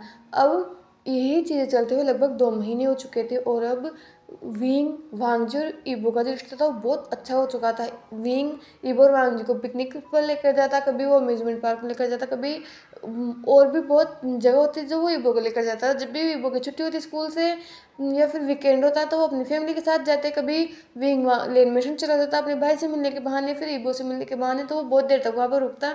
तो उनकी जो बॉन्डिंग थी वो बहुत अच्छी हो रही थी और वांग जी भी कहीं ना कहीं देख सकता था कि हाँ, ऐसा तो नहीं है कि विंग हर बार बहाना ही बनाता है, कभी कभी वो अपने दिल से भी आता है, लेकिन ज़्यादातर विंग बहाने ही बनाता है ईबो से या वांग जी से मिलने के लिए। तो अब वांग जी को जैसे यकीन हो रहा था कि विंग पर वो भरोसा कर सकता है। विंग वैसे नहीं है जैसा वो उस इंसान से मिला था। विंग एक हम्बल अल्फा है। अल्फा का हम्बल होना यही एक शॉकिंग बात होती है ओमेगाओं के लिए, क्योंकि अल्फाओं का जो ईगो है वो बहुत ज़्यादा होता है। तो किसी भी आगे झुकना, उनकी किसी भी रिक्वेस्ट को एक्सेप्ट करना, ये बहुत बड़ी बात होती है। अगर शायद विंग की जगह कोई और होता तो वो वांग जी को तुरंत मुंह पे मना कर देता और ये वो कह सकता था कि एक तो वांग जी के बेटा है। उसके बावजूद वो वांग जी को देखने आया, फिर वांग जी से टेस्ट करना चाहता है। तो अगर वांग जी सब करना चाहता है तो वो इंसान कभी वांग जी शादी करेगा ही नहीं। लेकिन विंग ने ये नहीं कहा। विंग ने बस ये कहा कि अगर वांग जी चाहता है तो वो उसे टेस्ट कर सकता है, इसमें उसे कोई प्रॉब्लम नहीं है। और यही चीज़ कहीं ना कहीं वांग जी को विंग के इम्प्रेस कर गई थी। और जैसे विंग ईबो का ख्याल रख रहा था, वांग जी का ख्याल रख रहा था, जिस तरह से वो अपने भाई का ख्याल रखा करता था, वांग जी कहीं ना कहीं विंग से इम्प्रेस हो रहा था। उनकी बॉन्डिंग बहुत अच्छी हो भी रही थी। ऐसे ही टाइम बीत रहा था और आज भी वांग जी अपने ऑफिस में बैठा हुआ था और अपने काम को जल्दी ख़त्म कर रहा था, क्योंकि उसे शाम को विंग को ईबो को लेकर आना है। और फिर उन्होंने एक प्लान बनाया है कि विंग, वांग जी और ईबो, विंग उन लोगों को ही लेकर जाना चाहता है। हालांकि अभी विंग उन्होंने बताया नहीं कि वो कहाँ जाने वाले हैं, लेकिन उन्होंने बताया था आधे घंटे बाद उसे ईबो को लेने जाना था, इसलिए अपने काम को जल्दी जल्दी ख़त्म कर रहा था। लेकिन तभी उसका सेक्रेटरी अंदर आया। उन्होंने वांग जी की तरफ देखते हुए कहा, बॉस, आपसे कोई मिलना चाहता है। ये सुनकर वांग जी ने उस इंसान की तरफ देखते हुए, सेक्रेटरी की तरफ देखते हुए कहा, कौन है वो? क्या उसने अपना नाम बताया है और क्या उसे क्या काम है? ये बोलकर वांग जी ने अपनी वॉच देखी, क्योंकि उसके पास आधा घंटा था, तब तक वो फ्री था आधे घंटे के लिए। जैसे उस सेक्रेटरी ने कहा, बॉस, उन्होंने अपना नाम तो नहीं बताया, लेकिन उन्होंने कहा कि वो आपका कॉलेज फ्रेंड है और आपको बहुत अच्छी तरह से जानता है, वो आपसे मिलना चाहता है। इस पर वांग जी ने अपनी वॉच देखा और उसे लगा कि हाँ, वो फ्री है, अभी वो मिल सकता है, इसलिए उसने कहा, तुम उन्हें अंदर भेज सकते हो। इस पर उस सेक्रेटरी ने नोट किया और वो उस इंसान को लेने के लिए बाहर आ चुका था। तभी जब वांग जी भी अपने लैपटॉप में कुछ करने लगे, तभी उसके डोर पर नॉक हुआ। वांग जी ने अंदर आने की परमिशन दी और वो इंसान आकर खड़ा हो चुका था। तभी वांग जी ने उस इंसान को बैठने का इशारा किया और वो इंसान भी अब बैठ चुका था। तब थोड़ी देर तक उस इंसान ने कुछ नहीं कहा तो वांग जी को थोड़ा अजीब लगा, इसलिए उसने अपनी नज़रों को उठाकर सामने देखते हुए कहा, आपको मुझे मिलना था क्या? आपको कुछ? लेकिन इससे आगे वांग जी कुछ कह पाता, वांग जी पूरी बॉडी से शांत हो गई, जैसे सुन्न पड़ गई। वो बस लगातार सामने की तरफ देख रहा था, जहाँ पर एक अल्फा बैठा हुआ था, जिसके फेस पर जैसे ही वांग जी का बोलना रुका, जैसे ही वांग जी डरा, उसके फेस पे एक स्मिक आ गया। और ये देखकर वांग जी की बॉडी और भी ज़्यादा जैसे कांप गई। थोड़ी देर तक उस कैबिन में कोई कुछ नहीं करता, क्योंकि वांग जी की हालत कुछ बोलने लायक थी नहीं और अल्फा बस बैठा हुआ था। तभी थोड़ी देर के लिए वांग जी ने उस अल्फा की तरफ देखा और मन में सोचते हुए कहा, नहीं वांग जी, तुम कमज़ोर नहीं पड़ सकते, इस इंसान के लिए तो बिल्कुल भी नहीं। यही सोचकर उसने उस सामने वाले इंसान की तरफ देखते हुए कहा, तुम्हारी हिम्मत भी कैसे हुई यहाँ आने की? तुम यहाँ कर क्या रहे हो? अभी के अभी यहाँ से निकल जाओ, वरना मुझे मजबूरन गार्ड्स को बुलाकर तुम्हें धक्के मारकर यहाँ से निकलवाना होगा। और वांग जी की इतनी चढ़ी हुई आवाज़ सुनकर उस अल्फा के फेस पर जो स्मिक था वो जैसे गायब हो गया, और उसकी जगह उसके डार्कनेस ने ले ली उसके फेस पर, और उसने अपनी जगह से खड़े होते हुए और वांग जी की तरफ बढ़ते हुए कहा, ओ बेबी बॉय, तो तुम्हारी ज़बान इतनी ज़्यादा चलने लग गई है। मैंने बस तुम्हें 4 साल खुला छोड़ा था और तुम तो अपने अल्फा से इस तरह से बात करने लग गए हो। लगता है 4 साल मुझसे दूर रहने के लिए या फिर मुझसे दूर रहने की वजह से तुम भूल गए हो कि अपने अल्फा के सामने एक ओमेगा को कैसे बिहेव करना चाहिए।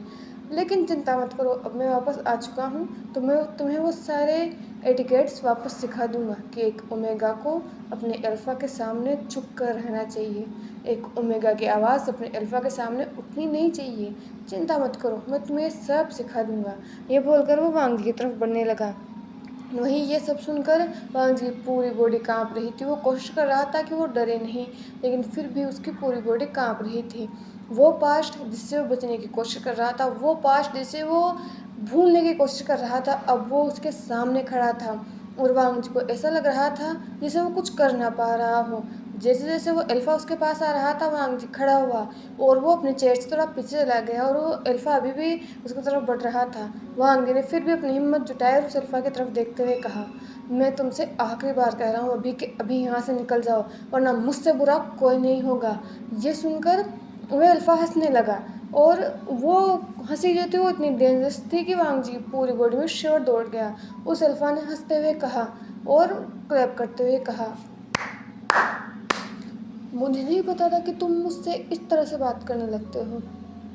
तुम्हें याद नहीं, जब तुम मेरे साथ थे तो तुम मेरे नीचे कैसे मेरा नाम से मौन किया करते थे, और तब तो तुम्हारी आवाज़ तक नहीं निकलती थी, तुम मुझसे बेग करते थे। और अब तुम्हारी आवाज़ इतनी बढ़ गई है कि तुम्हारी हिम्मत इतनी हो गई कि तुम मुझे यहाँ से निकालोगे। बाय द वे, ये बोलकर अब वो वांग जी के बिल्कुल पास पहुँच चुका था, और वांग जी पीछे जा रहा था। वो दीवार से टच हो चुका था, इसलिए वो और ज़्यादा पीछे नहीं जा सकता था। उस अल्फा ने वांग जी के चीख पर अपना हाथ रखने की कोशिश की, लेकिन वांग जी ने अपने फेस को फेरा लिया।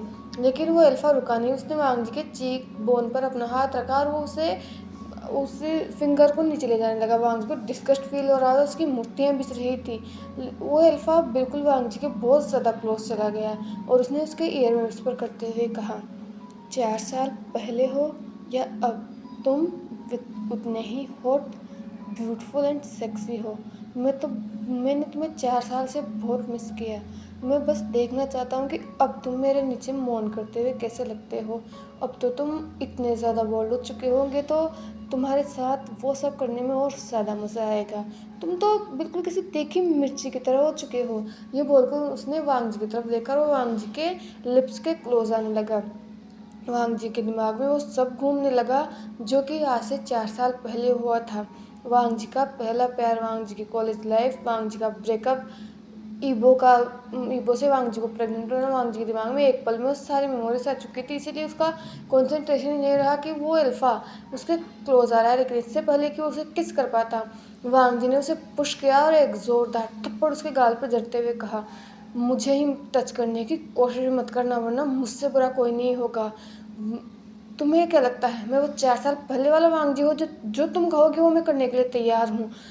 ये मेरी लास्ट वार्निंग है, अभी के अभी यहाँ से निकल जाओ। वहीं दूसरी तरफ वो अल्फा जो अभी भी अपने गाल पर हाथ रखकर खड़ा हुआ था, उसे अभी भी यकीन नहीं हो रहा था कि वांग जी ने उसे थप्पड़ मारा है।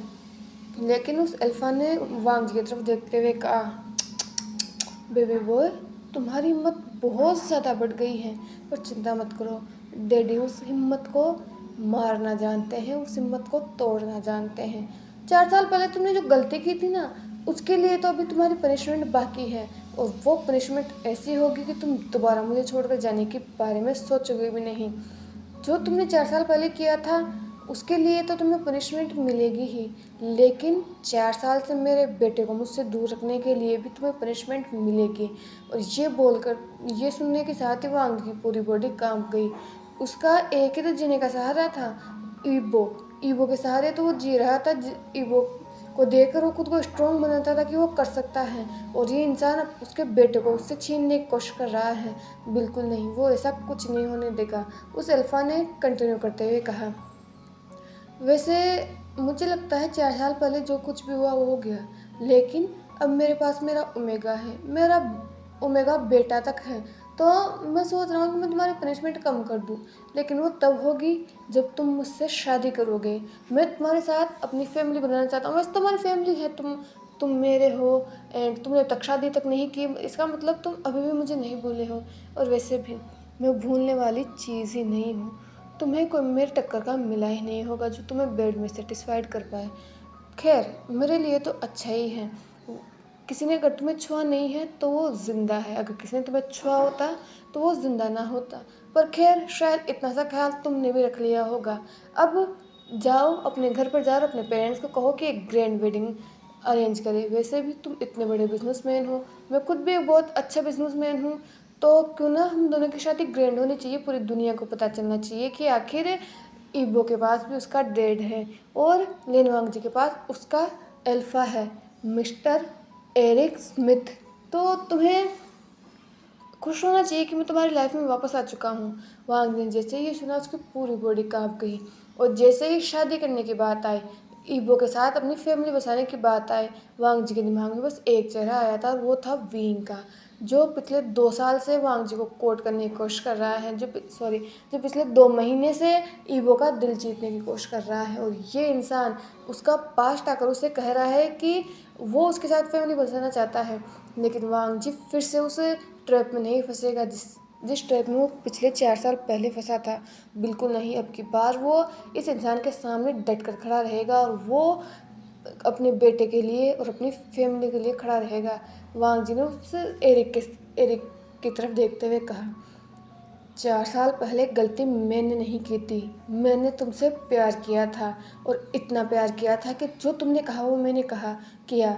तुमने कहा कि कपल्स किस करते हैं, मैंने तुम्हें खुद को किस करने दिया। तुमने कहा कपल्स एक दूसरे को टच करते हैं, मैंने तुम्हें खुद को टच करने दिया।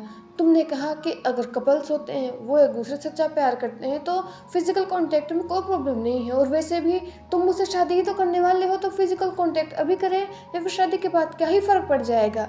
और मैं भी तुम्हारे प्यार में इतना पागल हो चुका था कि मैंने तुम्हें खुद को टच करने दिया, लेकिन तुमने क्या किया, मैं तुमने तुमने मुझसे कभी प्यार किया ही नहीं, तुमने सिर्फ मेरी इस बॉडी से प्यार किया। तुम्हें हमेशा मेरी बॉडी को लेकर लस्ट थी, जो तुमने प्यार के नाम पर पूरी कर ली, और मैं इतना पागल था कि मैं तुम्हारी बातों में आ गया। लेकिन अब मैं वो वांग जी नहीं हूँ जो तुम्हारी बातों में आ जाएगा। तुम जैसे ही जब तक तुम्हें मेरी ज़रूरत थी, तुमने मुझे यूज़ किया अपने प्लेजर के लिए, तुमने यूज़ किया अपनी मर्दानगी के दिखाने के लिए कि तुम कितने बड़े प्लेबॉय हो सकते हो। और जब मैं प्रेग्नेंट हुआ तो तुमने मुझे छोड़ दिया, ये कहकर कि ये तुम्हारी जिम्मेदारी नहीं है। मैं चाहता तो तुमने मुझसे ये कहा कि मैं मेरे बेटे को अबॉर्शन करवा दूँ, मैं ईबो को अबॉर्ट कर दूँ, तो तुम्हारे लिए तो ईबो तभी मर जाना चाहिए था। तो तुम अब मेरे पास क्या लेने आए हो? मैं बहुत अच्छी तरह से जानता हूँ कि तुम यहाँ पर क्या लेने आए हो, मिस्टर एरिक स्मिथ। तुम्हें क्या लगता है मैं तुम्हारे बारे में जानता नहीं हूँ? मैंने तुम्हारे ऊपर रिसर्च नहीं की है?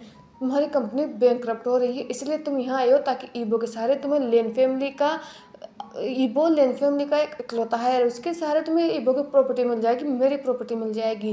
लेकिन अब मैं वो पुराना वांग जी नहीं रहा हूँ। समझ में आया तुम्हें? और तुमसे शादी तो छोड़ो, और तुम्हारे ऊपर मैं थूकना भी पसंद नहीं करता, अभी के अभी यहाँ से निकल जाओ।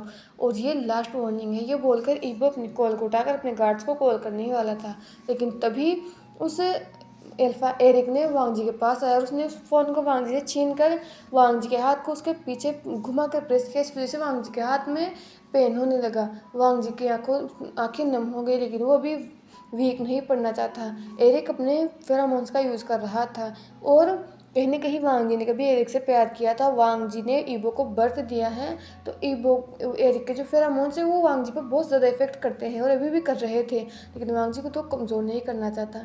एरिक ने वांग जी को दीवार पर पुश किया, और उसने वांग जी को दीवार और खुद के बीच में जैसे सैंडविच बना लिया था। उसने उसकी आंखों में देखते हुए कहा, तुम्हारी ज़बान बहुत ज़्यादा चलने लगी है, चिंता मत करो, इसको मैं कंट्रोल करना जानता हूँ। और रही बात ईबो की, तुम्हें जो सोचना है सोचो। वैसे भी ईबो मेरा ब्लड है, वो मेरा डीएनए है। अगर मैंने कोर्ट में ये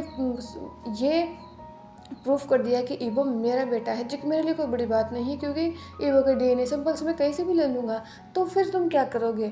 मैं ईबो को फोर्सफुली भी तुमसे छीन सकता हूँ, लेकिन मैं ऐसा नहीं चाह रहा।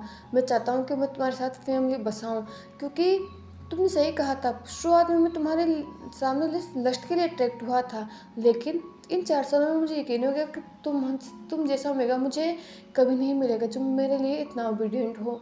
मैं जो उससे कहूँ वो मेरी बात मानता हो, जैसा कहूँ वो मेरे साथ वैसा करता हो। मुझे तुम्हारे जैसा ओबीडियंट ओमेगा मिलेगा ही नहीं।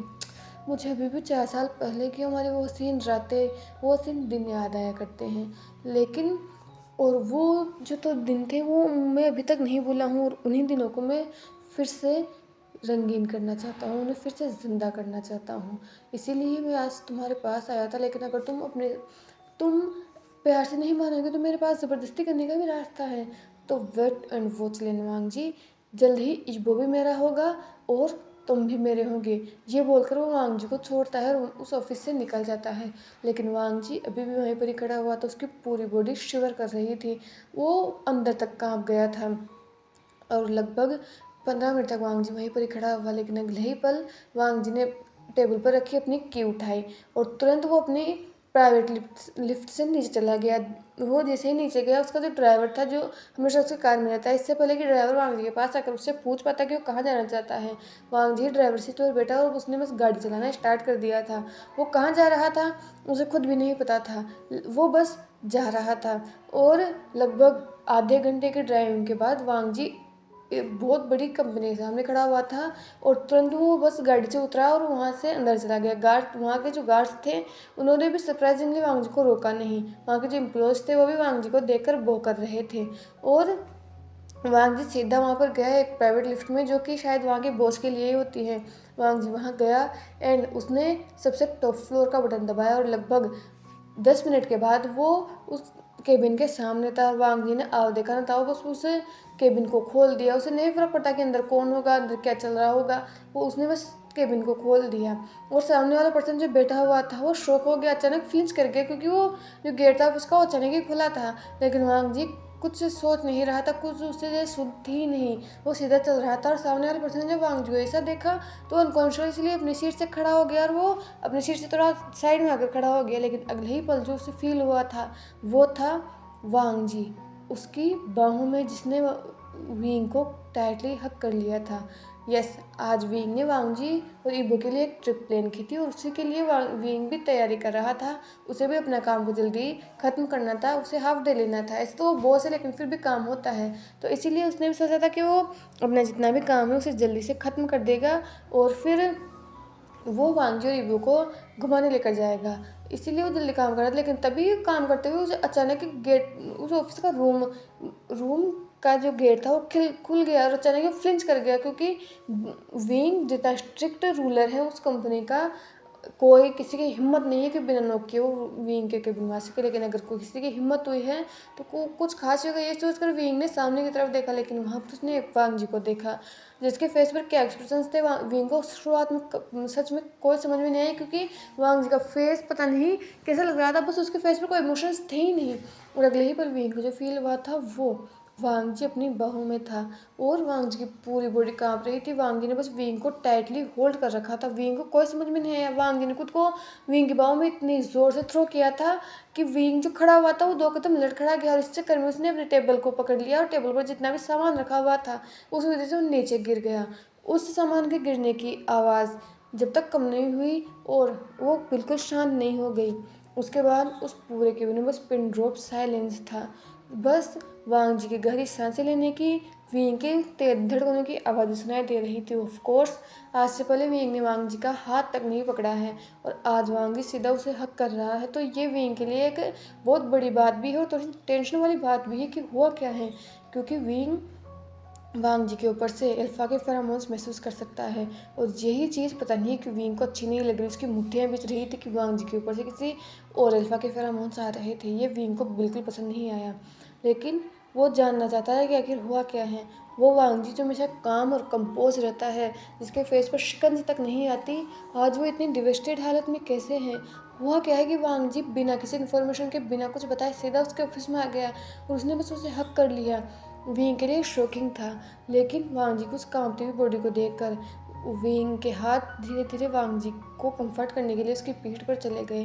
पहले वो डरा हुआ था कि उसे वांग जी को टच करना चाहिए या नहीं, लेकिन वांग जी की हालत देखकर वो खुद को कंट्रोल ही नहीं कर पाया और उसने बस वांग जी को हक कर लिया। वो एक सॉफ्ट हक था विंग की तरफ से, लेकिन वांग जी ने विंग को जकड़ रखा था और टाइटली हक कर रखा था। थोड़ी देर तक दोनों साइलेंस में खड़े रहते हैं और विंग को वो फेरामोन्स बिल्कुल अच्छे नहीं लग रहे थे, तो इसीलिए विंग ने अपने डोमिनेटिंग फेरामोन्स के साथ साथ वांग जी के उस स्ट्रेस को कम करने के लिए काम फेरामोन्स भी रिलीज करना स्टार्ट कर दिए थे। अब उस केबिन में जो 3 फेरामोन्स थे, एक विंग के, वांग जी के और एरिक स्मिथ के, उसके साथ ही सिर्फ उस एरिक के फेरामोन्स पूरी तरह से वहाँ से मिट चुके थे और सिर्फ विंग और विंग के वो काम फेरामोन, वांग जी के वो डिस्ट्रेस सैंडलवुड फेरामोन्स वहाँ पर थे और विंग ने वांग जी को थोड़ा टाइटली हक कर लिया था। लगभग आधे घंटे तक वो दोनों ऐसे ही खड़े रहते हैं और आधे घंटे बाद विंग को अपनी शर्ट थोड़ी वेट महसूस होती है। विंग जब ये देखता है तो वो वांग जी के फेस को थोड़ा फोर्स में लेट आता है, क्योंकि वांग जी ने अपने फेस को विंग की चेस्ट में जैसे गड़ा रखा था। विंग ने वांग जी के फेस को थोड़ा सा हटाया तो उसने देखा कि वांग जी की आंखों में आंसू थे। वांग जी के मुंह से एक आवाज़ तक नहीं निकल रही थी, लेकिन आंसू अनकंट्रोलेबली बह रहे थे। विंग की चेस्ट की साइड जो पूरी शर्ट थी वो गीली हो चुकी थी और वांग जी अभी रुकने का नाम नहीं ले रहा था। वांग जी ने जैसे ही विंग ने उसके फेस को देखा, वांग जी ने फिर से उसे कर लिया और टाइटली कर लिया और बस वो कुछ बड़बड़ा रहा था। विंग को कुछ ज़्यादा समझ में नहीं आ रहा था, लेकिन फिर उसने ध्यान से सुना और उसे वांग जी की बस कुछ ही चीज़ समझ में आ रही थी। जैसे कि वांग जी कह रहा था, वो, वो वापस आ चुका है, वो मेरे बेटे को मुझसे छीन लेगा, वी वो ईबो को मुझसे छीन लेगा, वो वापस आ चुका है, वो फिर से मुझे उस कैद में बंद करना चाहता है। मैं नहीं होना चाहता, मैं अपने बेटे को नहीं छोड़ना चाहता, नहीं, वो मेरे ईबो को छीन लेगा मुझसे। विंग को एक कुछ ही टूटी फूटी आवाज़ें थी जो सुनाई दे रही थी और समझ में आ रही थी। अब विंग को इतना समझ में आ गया था कुछ तो हुआ है, जिससे वांग जी को ऐसा लग रहा है कि वो उसे ईबो को छीन लेगा, लेकिन क्या हुआ है उसे नहीं पता। और लगभग और आधे घंटे तक वो दोनों ऐसे ही खड़े हुए थे और विंग को जब वांग जी के अंदर से कोई एक्सप्रेशन फील नहीं हुए, वांग जी की बॉडी के कुछ मूवमेंट्स फील नहीं हुए, तो उसने फिर से वांग जी के फेस को हटाया और देखा कि वांग जी सो चुका है। वांग जी रोते हुए सो चुका था और ये देखकर विंग ने वांग जी के फेस की तरफ देखा, जो कि रोने की वजह से वांग जी की पूरी सूज चुकी थी, लिप्स रेड थे और नोज भी पूरी रेड हो रखी थी। वांग जी का पूरा फेस आंसुओं से भरा हुआ था।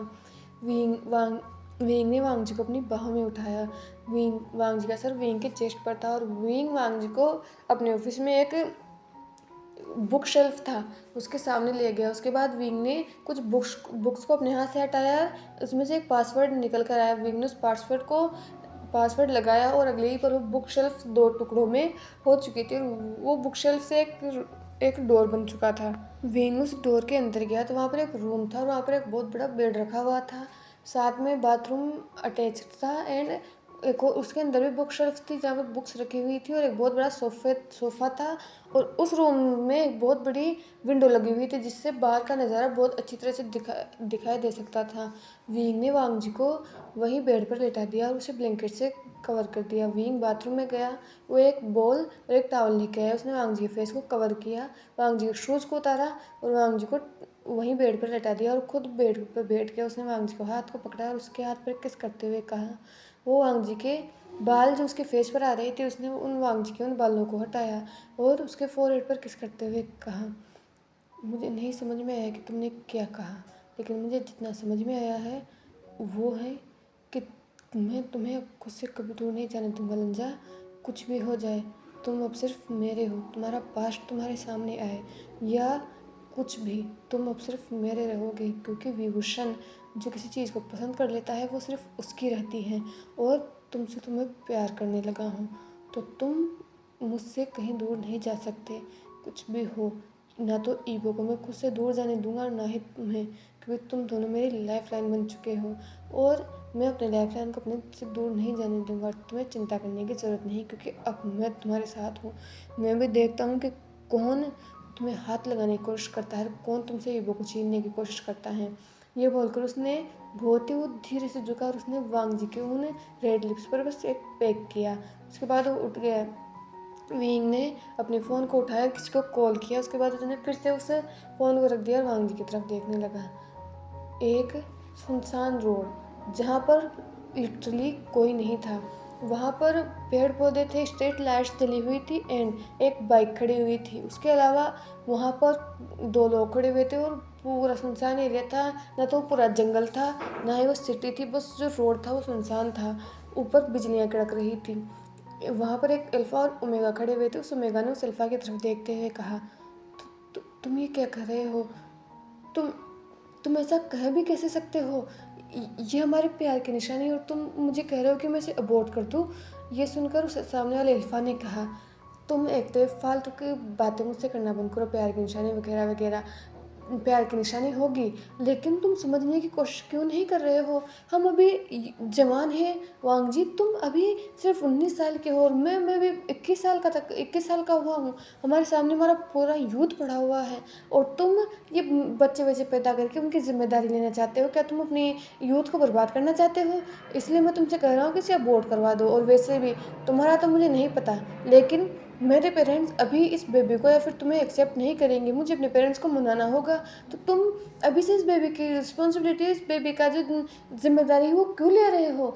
ये सुनकर वांग जी ने एरिक की तरफ देखते हुए कहा, एरिक, तुम ये क्या क्या बोल रहे हो? हमारा यूथ तब खराब नहीं हुआ था जब तुमने मेरे साथ वो सब किया था। तुमने कहा था ना कि कपल्स वो सब करते हैं, तो क्या कपल्स अपने बेबी को पालते नहीं हैं? क्या कपल्स अपने बेबी को अबॉर्ट करवा देते हैं? ये सुनकर एरिक ने वांग जी की तरफ देखते हुए कहा, लेन वांग जी, मेरा दिमाग ख़राब करने की ज़रूरत नहीं है। और वैसे भी तुम ओमेगा हो, अगर तुम्हें ये पालना है तो पालो, लेकिन मैं ये जिम्मेदारी नहीं लेने वाला। वो सिर्फ प्लेजर के लिए था और हम इसमें क्या, मैंने क्या गलत कर दिया? वैसे भी जितने भी गर्लफ्रेंड बॉयफ्रेंड होते हैं, कपल्स होते हैं, वो ये सब करते हैं और इसमें तुम्हें दिमाग नहीं है। हम वो सब करने के बाद तुमने पिल्स नहीं ली या फिर तुमने प्रोटेक्शन का यूज़ नहीं करने दिया मुझे, मैं क्या करूँ इसमें मेरी कोई गलती नहीं है, गलती तुम्हारी है। और अब इस गलती का अर्थ तुम मुझ पर नहीं थोप सकते। समझ में आया तुम्हें? मैं इस बच्चे की रिस्पॉन्सिबिलिटी नहीं लेने वाला। ये सुनकर वांग जी ने एरिक की तरफ देखा। वांग जी की आंखों से अब आंसू बह रहे थे। उसने एरिक की तरफ देखते हुए कहा, एरिक, मैं तुमसे प्यार करता हूँ। मैंने वो सब इसलिए किया क्योंकि मैं तुमसे प्यार करता था और ये हमारे प्यार की निशानी है। तुम इसे अबॉर्ट करने के लिए कैसे कर सकते हो? अगर तुम्हें टाइम चाहिए तो तुम टाइम ले सकते हो। मैं ये नहीं कह रहा कि तुम टाइम मत लो। तुम अभी तुम्हें समझ में नहीं आ रहा है, मैंने तुम्हें अचानक बताया है, इसीलिए तुम ऐसा बोल रहे हो। तुम ध्यान से सोचोगे तो तुम ये सब नहीं कहोगे। तुम भी तो मुझसे प्यार करते हो। तुमने तो कहा था कि हमारी फैमिली होगी, तुम मुझसे शादी करोगे। तुम अभी बस चौंके हुए हो और कुछ नहीं है। जब तुम शांत हो जाओगे तो तुम इस बेबी की रिस्पॉन्सिबिलिटी लगो। मैं नहीं चाहता कि तुम वो गलत कदम उठाओ। और ये सुनकर तो एरिक ने चिल्लाते हुए कहा, मैंने कहा कि मुझे इस बेबी की रिस्पॉन्सिबिलिटी चाहिए ही नहीं। तुम्हें समझ में नहीं आता? और मैं सिर्फ तुमसे प्यार करता हूँ। ये बच्चे मुझे नहीं संभालने हैं और तुम भी इस बच्चे को अबॉर्ट कर दो और फिर हमारी लाइफ फिर से वैसे ही हो जाएगी। ये बोलकर उसने वांग जी के शोल्डर को पकड़ते हुए कहा, वांग जी, तुम इस बच्चे की रिस्पॉन्सिबिलिटी क्यों लेने के पीछे पड़े हुए हो? अभी हमारा यूथ है, मुझे अपने फादर के बिजनेस पर टेक ओवर लेना है, तुम्हें अपने फादर के बिजनेस पर टेक ओवर लेना है। अगर हम अभी से इस बच्चे के चक्कर में पड़ जाएंगे तो हमारा यूथ खराब हो जाएगा। हम अभी जवान हैं और हमारे तो बहुत दिन है जवानी के, और तुम ये बच्चे की रिस्पॉन्सिबिलिटी लेकर अपना यूथ खराब मत करो। और वैसे भी तुम इसे वोट करा दे, किसी को कोई फर्क नहीं पड़ेगा। मैं अच्छा सा हॉस्पिटल तुम्हें बता दूंगा, उसमें कोई केस नहीं होगा, साइन मैं कर दूंगा इसके फादर के रूप में, और तुम उसे बस वोट करवा देना। उसके बाद हमारी लाइफ फिर से वही हो जाएंगे, हम दोनों फिर से केयर फ्री हो जाएंगे। जैसे ही एरिक ने ये कहा, वांग जी ने जोरदार खींच कर थप्पड़ एरिक के गाल पे मारा। उसने एरिक को खुद से पुश करते हुए कहा, तुम्हारी हिम्मत भी कैसे हुई सब कहने की? ये बोलकर उसने घूर कर एरिक की तरफ देखा। वही एरिक कुछ कहने वाला, लेकिन इससे पहले ही उसका फ़ोन रिंग हुआ और ये देखकर एरिक का फ़ोन जो था वो सामने था। तो जैसे ही फ़ोन रिंग हुआ, वांग जी ने भी दिखा और वहाँ पर सिर्फ नाम नहीं था बल्कि एक फ़ोटो, एक लड़की की, जो भी वो कुछ ज़्यादा अच्छी हालत में थी नहीं। उसने जो कपड़े पहन रखे थे वो उसकी बॉडी में छुपाने ज़्यादा दिखा रही थी। और वांग जी से वो फ़ोन नंबर देखा या फिर उस लड़की की फ़ोटो देखी, वांग जी सब कुछ समझ चुका था। पहले तो वो सिर्फ खुद को मनाने की कोशिश कर रहा था कि नहीं, वो बस एरिक पर झूठा झूठा शक कर रहा है, जो कॉलेज कर रहा है कि एरिक प्ले बॉय है, ऐसा कुछ नहीं है। लेकिन आज जो समझ में आ चुका है कि वांग जी ने इस प्यार में इस बेवकूफ़ी में क्या कदम उठा लिया है उसे खुद नहीं पता। और अब इस बेवकूफ़ी का जो घर जाना है वो उसका बच्चा भुगत रहा है, जो उसका फादर उसे एक्सेप्ट करने के लिए तैयार नहीं है। वांग जी ने एरिक से उस फ़ोन को लिया और उस लड़की की फ़ोटो को देखा और उस फ़ोन को उठा दिया, जहाँ से वो लड़की एरिक को अपने पास आने के लिए बोल रही थी, आज की रात उसके साथ स्पेंड करने के लिए बोल रही थी। और ये तक कह रही थी कि पिछली बार जब एरिक उसके पास आया था तब से उसने एरिक को बहुत मिस किया था। और ये सुनकर तो वांग जी का दिल जैसे टुकड़ों में टूट कर रह गया था। उसने एरिक की तरफ देखा और उस फ़ोन को ज़ोर से ज़मीन पर दे मारा, जिससे वो फ़ोन के टुकड़े टुकड़े हो गए। और ये देखकर एरिक ने घूर कर वांग जी की तरफ देखते हुए कहा, ले वांग जी, तुम्हारी हिम्मत। लेकिन इससे पहले कि कुछ बोल पाता, वांग जी ने एक और थप्पड़ उसकी गाल पर मारते हुए कहा, तो तुम्हारे लिए मेरी बॉडी सिर्फ एक खिलौना थी, एक सेक्स टॉय थी जिसको तुमने मुझे बस यूज़ किया था। तुमने कहा तुम मुझसे प्यार करते हो, तुमने कहा कि कपल से सब करते हैं, इसलिए तुमने मेरे साथ वो सब किया। और मैं तो तुम्हारे प्यार में इतना पागल हो चुका था कि मैंने तुम्हें वो सब करने दिया। काश मैंने कॉलेज वालों की बात सुनी होती, काश मैंने थोड़ा सा अपना दिमाग लगाया होता, लेकिन मैंने अपना कोई दिमाग नहीं लगाया। और अब जब तुम्हारी सच्चाई मेरे सामने आ रही है तो मुझे कुछ फील ही नहीं हो रहा। मुझे तुमने मुझे बस यूज़ किया अपने प्लेजर के लिए। ये सुनकर एरिक ने वांग जी की तरफ देखते हुए कहा, तुम इतना ओवर एक्टिंग कर रहे हो, ये बात तो सबको पता है। अब तुम ही मेरे प्यार में इतने पागल थे। उसे प्यार में पागल नहीं, उसे बेवकूफ़ होना कहते हैं। तुम बेवकूफ़ थे जो तुमने यकीन कर लिया कि मैं सिर्फ तुम्हारे साथ अटका रहूँगा। मैं भी जवान हूँ और एक अल्फ़ा हूँ। एक अल्फ़ा कितनी भी ओमेगाओं के साथ रिश्ता रख सकता है। और वैसे भी तुमने भी तो रखा होगा। तुमने वर्जिनिटी तो मेरे साथ तुम ब्रोक की थी, लेकिन पता नहीं तुमने खुद ने कितने अल्फाओं के साथ रिश्ता रखा है। तो मेरे साथ ज़्यादा होशियारी करने की ज़रूरत नहीं, समझ में आया तुम्हें? और तुम्हें पता चल गया कि मैंने तुम्हें प्लेजर के लिए यूज़ किया था। तो अब तो मैं इस बच्चे की रिस्पॉन्सिबिलिटी बिल्कुल नहीं लेने वाला। जाओ तुम इसे अबॉर्ट करो, तुम इसे पालो, मुझे कोई फ़र्क नहीं पड़ता। लेकिन आज के बाद मुझे अपनी शक्ल मत दिखाना। और इस बच्चे की रिस्पॉन्सिबिलिटी लेकर तो मेरे पास आना है मत कि ये बच्चा मेरा है, क्योंकि मुझसे बुरा कोई नहीं होगा। मैं तुम्हें और इस बच्चे को ज़िंदा नहीं छोड़ूंगा। समझ में आया तुम्हें? ये बोलकर एरिक अपनी बाइक पर बैठता है और वहाँ से बस निकल जाता है। वहीं वांग जी बस अपनी जगह पर ही बैठा हुआ था। उसे यकीन नहीं हो रहा था कि उसके साथ क्या हुआ है। वांग जी का दिल टुकड़ों में बस टूट कर रह गया था। उसने सच में एरिक से प्यार किया था। एरिक के एरिक का उसके तरफ इतना पॉजिटिव होना, एरिक का उससे कहना कि वांग जी की सिर्फा से बात नहीं कर सकता, वांग जी सिर्फ उसका है। एरिक ने उसके साथ जो कुछ भी किया वांग जी ने वो सब एक्सेप्ट किया। लेकिन आज उसे यकीन हो रहा था कि ये सिर्फ उसकी गलती थी। काश उसने टाइम पर अपनी आंखें खोलकर एरिक के बारे में थोड़ा और जान लिया होता। काश कॉलेज में जो रूमर्स फैल रहे हैं उसने उस पर यकीन कर लिया होता, तो आज ये नौबत नहीं आती। उस रात बहुत ज़्यादा बारिश हुई, लेकिन वांग जी अपनी जगह पर से उठा नहीं, वो पूरी रात वहीं पर ही बैठा रहा। और सुबह एक गाड़ी वांग जी के सामने आकर रुकी और उसने वांग जी को अंदर लिया। उसके बाद सीन वही वांग जी के ऑफिस का दिखाया जाता है, जहाँ पर एरिक वांग जी को धमकी दे रहा था, ईबो को तो मैं तुमसे छीन लूँगा और मैं भी देखता हूँ कि तुम ईबो को मुझसे बचाते कैसे हो। जैसे ही एरिक ने ये कहा, वांग जी चीख के साथ उठा। और ये वांग जी जैसे ही चीख के साथ उठा, वांग जी पूरा पसीना पसीना हो रहा था। वांग जी ने अपनी नज़रों घुमाकर चारों तरफ देखा तो वो एक अनफेमिलियर जगह पर था। वो इस जगह को नहीं जानता, वो कहाँ है उसे खुद नहीं पता। उसने अपनी नज़रों को चारों तरफ घुमाया और वो यहाँ पर वो यहाँ क्या क्या कह रहा ऑफिस, वो यही सोच कर वांग जी याद करने लगा। तो पहले उसे याद आया कि एरिक उसके पास आया था। उसके बाद वो सीधा ही बस विंग के पास आ चुका था, क्योंकि उसे पता नहीं क्यों एक सेंस ऑफ सिक्योरिटी बस विंग के पास आकर मिली और उसने बस विंग को कर लिया था। उसके बाद वो रो रहा था और उसके बाद उसे याद नहीं कि कहाँ था वो क्या वो विंग उसे अपने घर लेकर गया है, वो कहाँ है। वो यही सोच रहा था, तभी उसे किसी किसी चीज़ का डोर ओपन होने की आवाज़ सुनाई दी थी। जब उसने देखा तो वहाँ पर विंग खड़ा हुआ था, जिसके फेस पर कंसर्न था। विंग जो कि वांग जी के पास ही बैठा हुआ था, लेकिन बहुत देर से बैठे होने की वजह से विंग को वॉशरूम यूज़ करना था, तो वो वॉशरूम यूज़ करने के लिए चला गया था। वो वॉशरूम यूज़ कर अपने हाथ ही वॉश कर रहा था, लेकिन तभी उसे वांग जी की चीख सुनाई दी, तो वो तुरंत बाथरूम का डोर ओपन करके बाहर आया। वो तुरंत वांग जी के पास गया, उसने वांग जी के हाथों को पकड़ते हुए कहा, तुम्हें होश आ गया? तुम कैसे फील हो, तुम ठीक हो? ये बोलकर विंग ने पास से पानी का गिलास उठाया और वांग जी को पानी पिलाने लगा।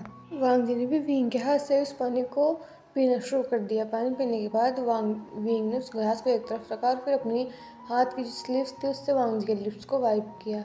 और इस पूरे वक्त वांग जी बस विंग की तरफ देख रहा था। थोड़ी देर विंग कुछ नहीं करता और बस वांग जी की तरफ देखने लगता है।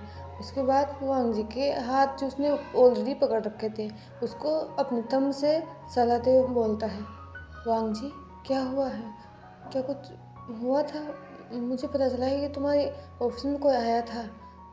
क्या हुआ है, तुम मुझे बता सकते हो? ये सुनकर वांग जी की आंखों में आंसू आ चुके थे। वैसे तो अगर कोई और होता तो शायद वांग जी को तो कंट्रोल कर देता, लेकिन अब विंग और वांग जी का रिश्ता इतना तो मजबूत हो ही चुका था कि वांग जी अपनी इनसिक्योरिटीज विंग को बता सकता है। पहले वांग जी को नहीं पता कि था या नहीं, लेकिन जब से अभी थोड़ी देर पहले वो इंसिडेंट हुआ था तब से वांग जी को पता था कि हाँ, वो उसके दिल में विंग के लिए कुछ तो है। क्योंकि वांग जैसे ही एरिक उसके पास आया था वांग जी को इनसिक्योर फील होने लगा था, वांग जी को मेगा डरने लगा था और उसे एक ऐसा इंसान चाहिए था जो उसे कंफर्ट कर सके। और जैसे ही वांग जी को बस वो ख्याल आया था, वो था विंग का।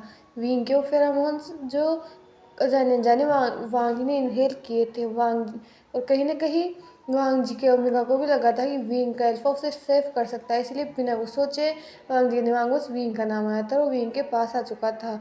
और जब उसने विंग को हक किया तो वांग जी को अपने घर जैसा महसूस हुआ। वांग जी को लगा जैसे वो यहीं के लिए बिलोंग करता है। विंग की बाहों में उसे सुरक्षित फील हुआ, जैसा आज तक उसे कभी फील नहीं हुआ। ऐसा जैसा उसे अपनी माँ की बाहों में फील होता है, वैसे ही उसे विंग की बाहों में फील हुआ कि जब तक विंग उसके साथ है उसका कोई कुछ नहीं बिगाड़ सकता।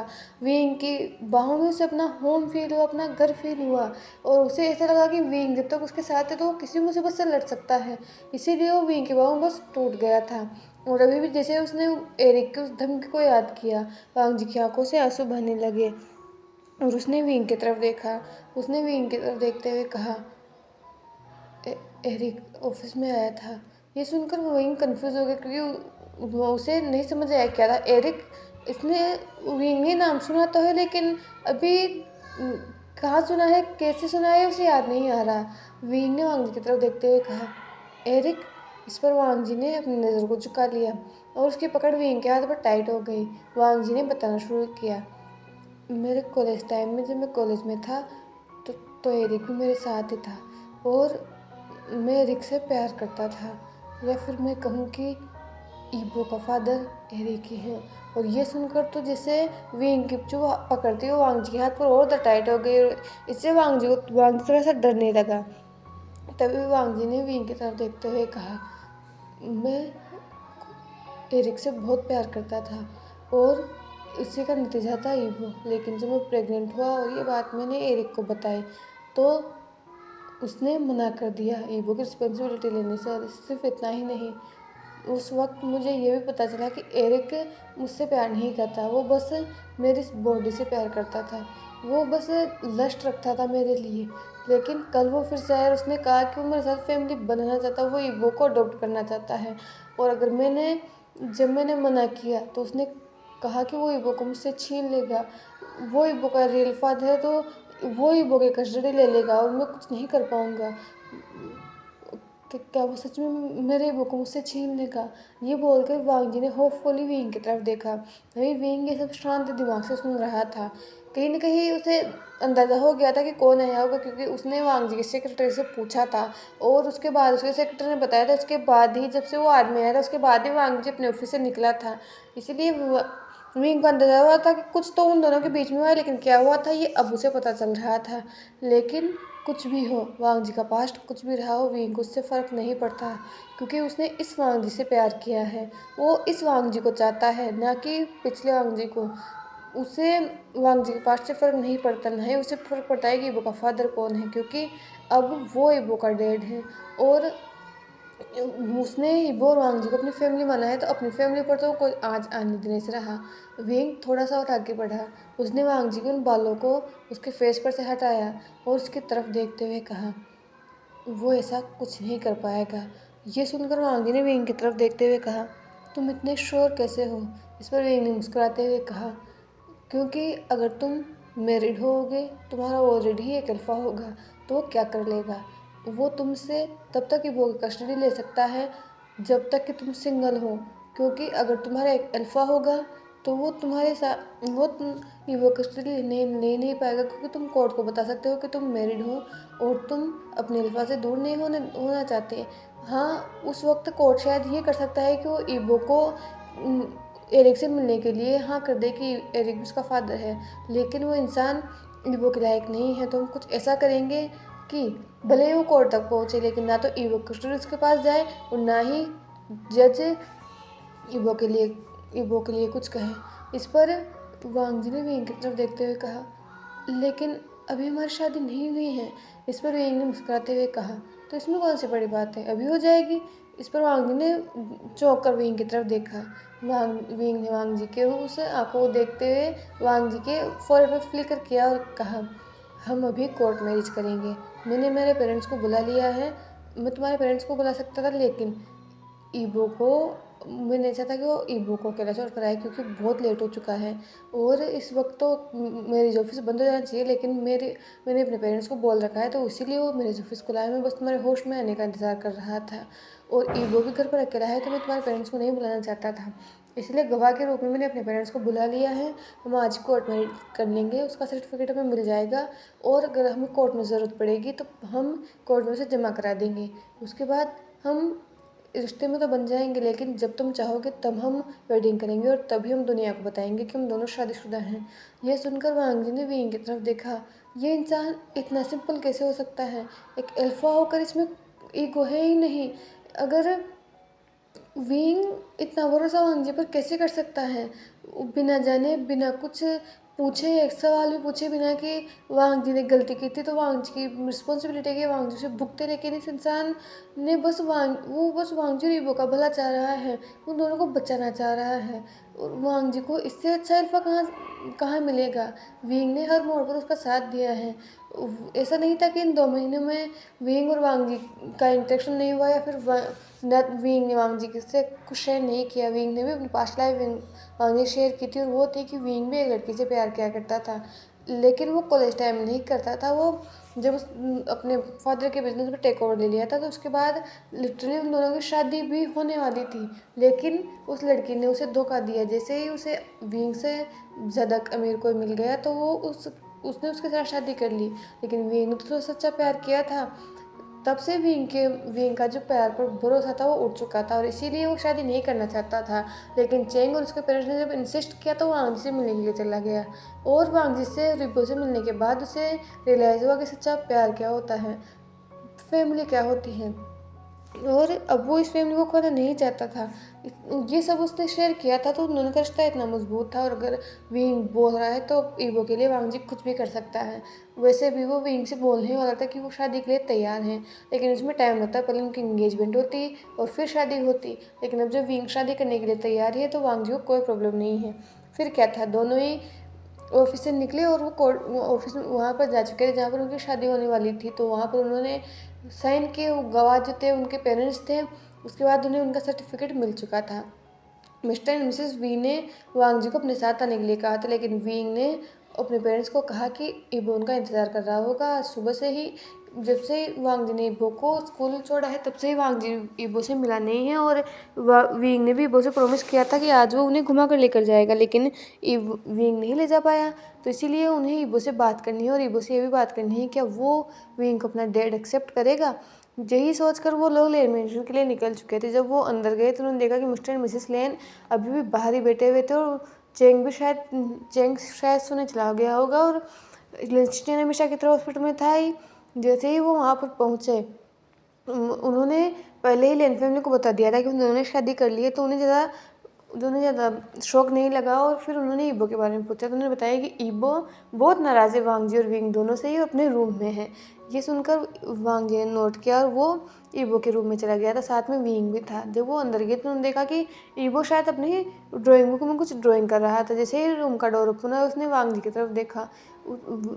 ईबो ने जैसे वांग जी को देखा तो उसकी आंखें जैसे चमक गई, वो तुरंत दौड़ कर गया, उसने ईबो को हक कर लिया और ईबो वांग जी भी तुरंत नीचे बैठ गया था, इसलिए उसने भी ईबो को हक कर लिया। और ईबो ने अपने बाबा की तरफ देखकर पाउट करते हुए कहा, बाबा आप कहाँ थे? मैं आपका कब से इंतज़ार कर रहा हूँ। और वी अंकल वो कहाँ हैं? उन्होंने प्रॉमिस किया था कि आज वो ईबो को घुमा कर लेकर जाएंगे, लेकिन वो कहीं नहीं लेकर गए, यहाँ तक कि वो ना तो मुझसे बात कर रहे हैं। इस पर वांग जी ने उस नैनी की तरफ देखा जो कि ईबो के पास थे। उसके बाद उस नैनी ने नोट किया और वहाँ से जा चुकी थी। फिर विंग भी रूम के अंदर आया और उसने गेट को बंद कर दिया। वांग जी ने ईबो को अपनी गोद में उठाया और वो उसे लेकर बेड पर चला गया। फिर उसने ईबो की तरफ देखते हुए कहा, ईबो मैं तुमसे एक सवाल पूछ रहा हूँ, क्या तुम मुझे उसका जवाब दोगे? ये सुनकर ईबो ने वांग जी की तरफ देखते हुए कहा, क्या बाबा? इस पर ईबो ने कहा, क्या तुम्हें डैड चाहिए जैसे कि बाबा के डैड हैं जिन्हें तुम ग्रैंडपा बुलाते हो? क्या वैसे ही तुम्हें भी अपना फादर चाहिए? ये सुनकर ईबो ने कहा, पर क्यों, मेरे पास तो आप है ना। और ये सुनकर वांग जी ने कहा, मैं हूँ, लेकिन सबके होते हैं, एक मम्मा और एक बाबा। तुम मुझे पापा बुलाते हो तो क्या तुम्हें अपना डैड चाहिए? ये सुन और वी अंकल तुम्हारे डैड होंगे, क्या तुम वी अंकल को अपना डैड बनाना चाहते हो?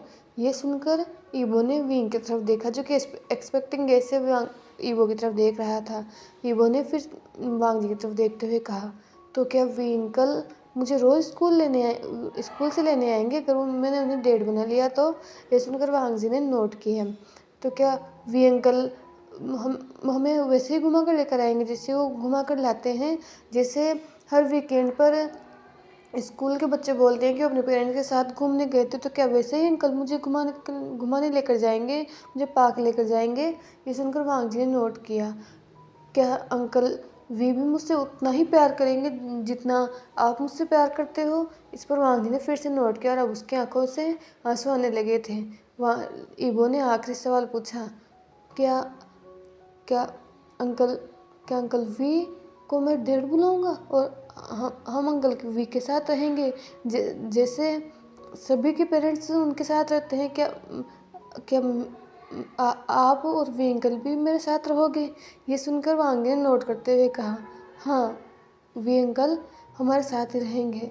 ये सुनकर तो ईबो ने विंग की तरफ देखा और वो विंग की गोद में चला गया। तो उसने विंग के हाथ को पकड़ते हुए कहा, तो फिर ठीक है, तो फिर ईबो को अंकल वी अब डैडी बुलाएगा।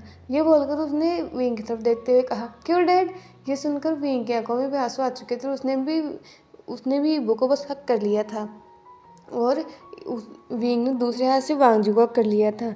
और वो वहीं मिस्टर मिसेस लेन जो थे वो डोर पर खड़े होकर ये सब देख रहे थे। मिस्टर लेन की आंखों में आंसू थे। उसने इस पल का कब से इंतज़ार किया था कि उसके बेटे की भी एक कंप्लीट फैमिली, और आज उसे वही फैमिली कंप्लीट लग रही थी।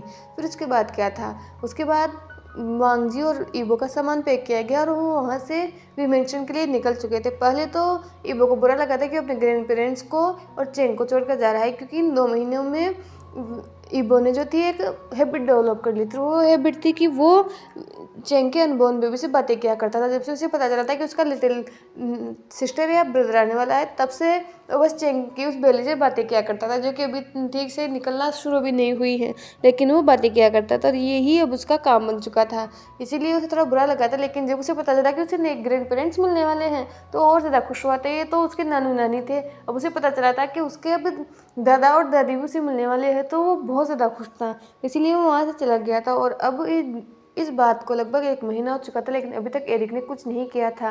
वहीं वी फैमिली बहुत खुश थी, क्योंकि उन्हें अपना नन्हा सा ग्रैंड चाइल्ड मिल चुका था। जितना प्यार ईबो को लेन फैमिली में किया जाता था, उससे दुगना प्यार उसे वी फैमिली में किया जाने लगा था। Mister V and missus V तो वांग जी और ईबो पर अपनी जान छिड़का करते थे, क्योंकि बहुत सालों बाद उनकी फैमिली में खुशियाँ आई, जिनका सुना घर जैसे नन्ही किलकारियों से गूंज उठा था। वांग जी से भी वो बहुत प्यार करते थे। और लेकिन अभी तक विंग और वांग का रिश्ता था वो कुछ ज़्यादा आगे बढ़ा नहीं था। हाँ, वो एक दूसरे से अपनी प्रॉब्लम शेयर किया करते थे, एक फैमिली की तरह रहते थे, लेकिन अभी भी पास आना ये दोनों उन दोनों से नहीं हो पा रहा था। इसीलिए वो अभी भी अलग अलग सोते थे। जैसे कि अभी तैयारी कर रहे थे, वांग जी अपने बेड पर बैठा हुआ था, क्योंकि वांग जी बेड पर ही सोता है, विंग सोफे पर तैयारी कर रहा था सोने की, वो पिलोज को अरेंज कर रहा था कि जिसको कंफर्टेबल होकर सो सके। लेकिन तभी उनके डोर पर नॉक हुआ। अभी रात के 11 बज रहे थे और वांग जी ने ईबो को 2 घंटे पहले ही सुला दिया था। वो दोनों को ऑफिस का काम था तो दोनों ही काम कर रहे थे। तभी वांग जी ने डोर की तरफ देखा और विंग ने वांग जी की तरफ देखा और नोट करते हुए कहा कि वो कॉल देगा, इसलिए वो डोर को ओपन करने गया। लेकिन जब वो गया तो वहाँ पर एक ईबो खड़ा हुआ था, हाफ अस्लीप ईबो, जिसके एक हाथ में तो था बनी टॉय और एक हाथ में था लियो वाला टॉय, और वो अपनी आंखों को रब कर रहा था। फिर उसने रब करते हुए सामने की तरफ देखते हुए कहा, डैड। ये सुनकर विंग जो था वो नीचे बैठ गया और उसने ईबो को अपनी गोद में लेते हुए कहा, लिटिल वन, तुम यहाँ क्या कर रहे हो? ये बोलकर उसने ईबो को अंदर ले लिया और गेट को बंद कर दिया। ईबो ने फिर उसने वांग जी की तरफ देखते हुए कहा, बोबो आज आप दोनों के साथ सोना है। ये बोलकर उसने अपने सिर को विंग के शोल्डर पर रख लिया और ये फिर उन्होंने साथ ही विंग तो खुश था क्योंकि ईबो उनके साथ सो रहा है। लेकिन एक प्रॉब्लम थी कि विंग और वांग जी खुद ही एक साथ नहीं सोते तो वो ईबो को अपने साथ कैसे सुलाएंगे। लेकिन फिर भी विंग ईबो को लेकर वहाँ पर गया। वो अपने घुटनों के बल चलते हुए ईबो को उसने बीच में रख दिया और ईबो ने तुरंत अपने एक हाथ से वांग जी के हाथ को पकड़ लिया। और विंग को लगा कि जब तक ईबो सोने जाता वो यहीं पर ही बैठा रहेगा, इसलिए क्योंकि ईबो ने उसके हाथ को पकड़ रखा था, वो वहीं पर ही बैठ गया और धीरे धीरे ईबो को पेट करने लगा और ईबो थोड़ी देर बाद सो गया था। वांग जी वैसे ही लेट गया था। वांग जी का जो हाथ था एक, वो ईबो के ऊपर था, वो उसे पेट कर रहा था। वांग जी के ऊपर अचानक ही विंग ने दूसरा हाथ रख दिया और वो वांग जी के हाथ को पेट करने लगा, पर वांग जी ने अपने हाथ को हटाया नहीं। और ऐसे ही धीरे धीरे विंग भी जो बैठा हुआ था वो भी उस बेड पर लेट गया और वांग जी भी लेट चुका था और दोनों ही ईबो को पेट कर रहे थे। वांग जी का हाथ तो ईबो को पेट कर रहा था और विंग का हाथ वांग जी को पेट कर रहा था।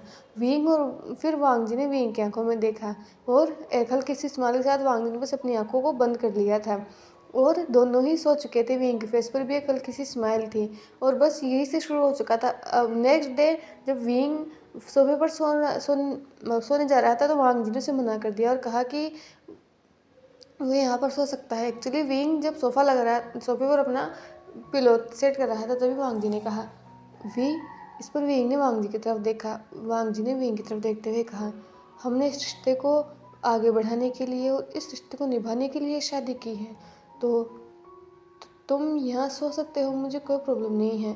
ये सुनकर विंग ने वांग जी की तरफ देखा। वो तो कब से चाहता था कि वांग जी के पास सोए, वो बस वांग जी को अनकंफर्टेबल फील नहीं करवाना चाहता था। वांग जी के अंदर तो बटरफ्लाई उड़ रही थी, उसका जो लिटिल हार्ट था वो डांस कर रहा था। विंग को ऐसा ही लग रहा था। वो तुरंत उसने एक बार भी मना नहीं किया वांग जी के कहने, वो तुरंत अपने पिलो को लेकर वांग जी के पास चला गया। उसने वांग जी की तरफ देखते हुए कहा और वो बिल्कुल किसी टीनेजर की तरफ मुस्कुरा रहा था, इतनी बड़ी स्माइल थी, वो अपने बत्ती से दिखाकर हंस रहा था और वांग जी को थोड़ा अजीब लगा लेकिन वो खुश था। विंग ने वांग जी की तरफ देखते हुए कहा, अगर हम हमारे रिश्ते को आगे बढ़ा ही रहे हैं तो तुम मुझे वी तो बुलाते हो या फिर तुम मुझे भूषण बुलाते हो, तो तुम मुझे विंग बुलाया करो, ये मेरा बर्थ नेम है। ये सुनकर वांग जी ने चौंक कर विंग की तरफ देखा। तभी वांग जी ने थोड़ी देर तक कुछ नहीं कहा और फिर विंग की तरफ देखते हुए कहा, अगर यही बात है तो तुम भी मुझे वांग जी नहीं लंजा बुलाया करो, ये मेरा बर्थ नेम है। ये सुनकर विंग के फेस पर एक बहुत बड़ी वाली स्माइल आ गई और उसके बाद दोनों ही सो चुके थे। हालांकि थोड़ा सा गैप था उन दोनों के बीच में, लेकिन विंग खुश था।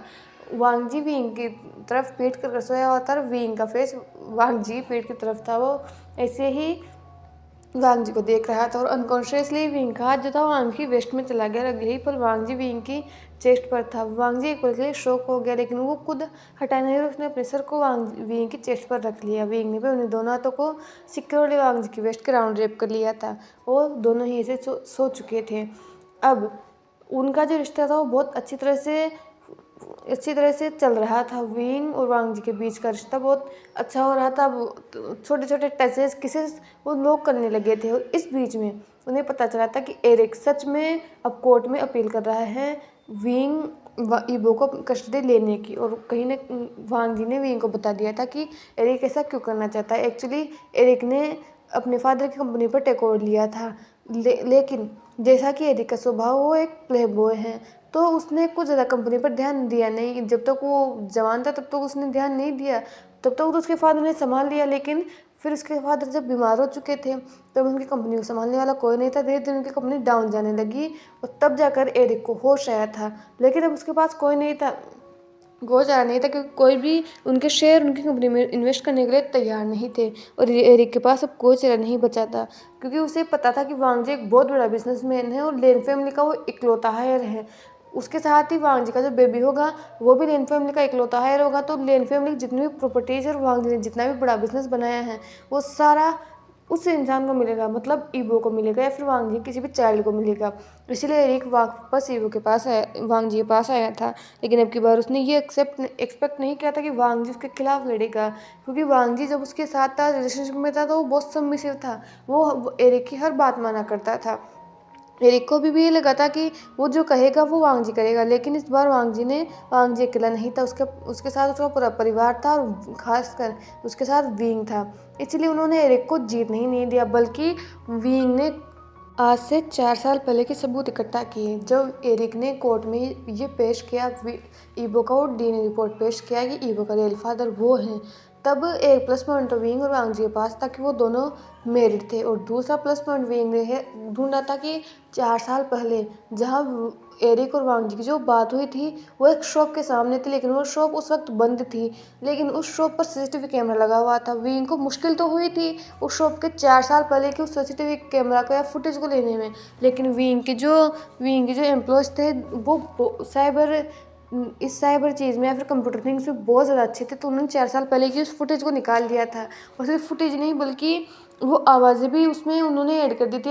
लिप रीडिंग वाले पर्सन को बुलाया था कि कौन क्या बोल रहा है। ऐसे तो वांग जी ने कोर्ट को बता दिया था कि एरिक ने तो ईबो का अबॉर्शन करने के लिए कहा था, तो ईबो के लिए वो ठीक फादर नहीं हो सकता। और वांग जी पहले ही मैरिड है और वो अपने अल्फा को नहीं छोड़ना चाहता, वो अपने अल्फा से प्यार करता है। ये तो उसने कोर्ट के सामने कह दिया था। और जब सारे सबूत पेश किए गए, वो सीसीटीवी फुटेज जिसके सामने लाया गया, एरिक की बातें सबको सुनाई गई कि एरिक कैसे वांग जी को ईबो को वोट करने के लिए बोल रहा था।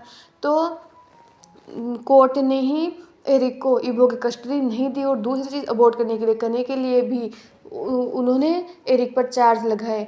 लेकिन विंग इतने में सेटिस्फाइड नहीं होने वाला था। उसने वांग जी के साथ जो कुछ भी किया था, ऊपर से वो अभी भी इतनी हिम्मत रखता था कि वो वांग जी के ऑफिस में आकर उसे धमकी दे रहा था।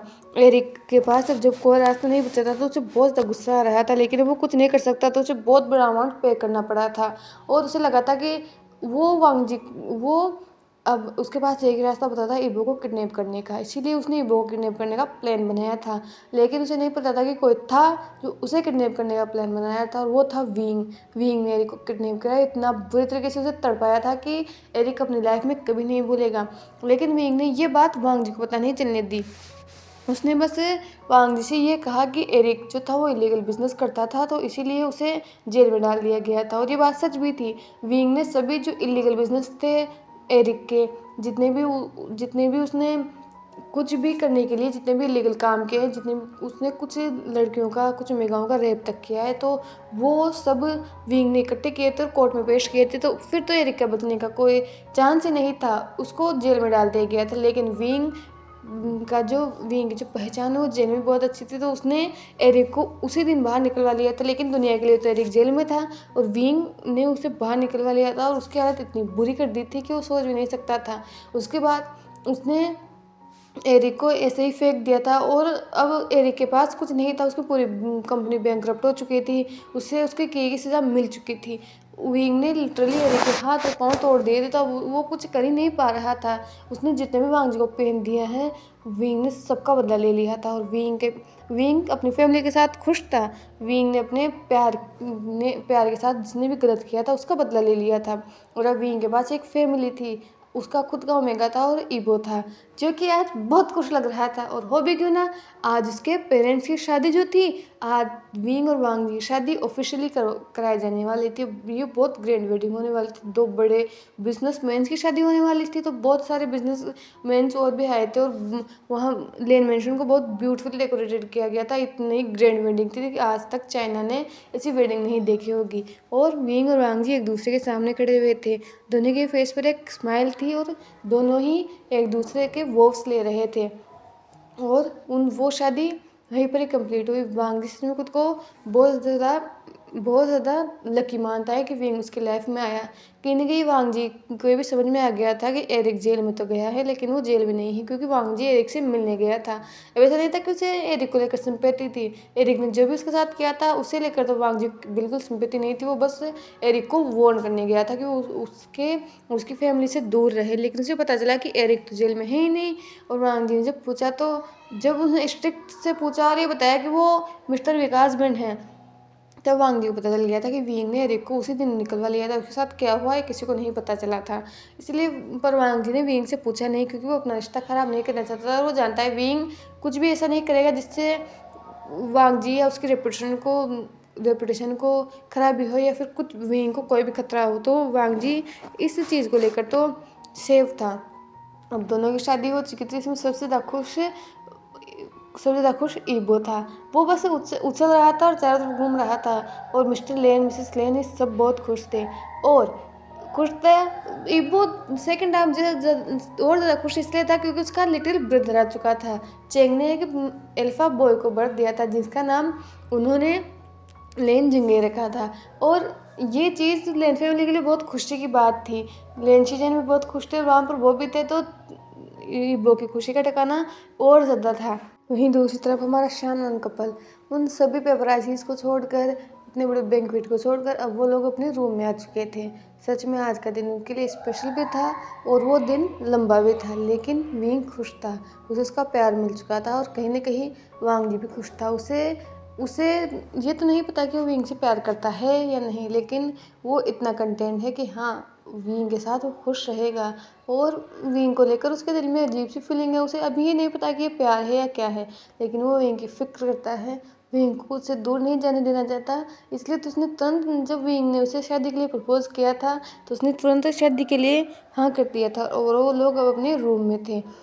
रूम को बहुत ब्यूटीफुली डेकोरेटेड किया गया था, लेकिन वहाँ पर एक ऑकवर्ड सा साइलेंस था। दोनों ही बेड पर बैठे हुए थे। तभी विंग ने वांग जी के हाथ पर हाथ रखा और उसकी आंखों में देखते हुए कहा, रंजा, अगर तुम नहीं चाहते तो हम ये सब नहीं करेंगे। जब तुम कंफर्टेबल हो हम वो कर सकते हैं। मैं तुम्हारे लिए पूरी लाइफ टाइम वेट करने के लिए तैयार हूँ। और वैसे भी तुमने मुझे शुरुआत के दिन कहा था ना कि फ्यूचर में अगर हमारा कोई बेबी हुआ, शायद तुम्हें पहले ही पता था कि हमारा रिश्ता होगा। खैर, तुमने कहा था कि अगर हमारा बेबी हुआ और मैंने ईबो पर ध्यान देना बंद कर दिया, तो मैं नहीं चाहता कि तुम्हें फिर से इनसिक्योर फील हो। तो तुम अपना टाइम ले सकते हो। और अगर तुम चाहते हो कि हमारा ईबो के अलावा कोई बेबी ना हो, तो मुझे इससे भी कोई प्रॉब्लम नहीं है। ये सुनकर वांग जी की आंखों में आंसू आ चुके थे। उसने विंग की तरफ देखा।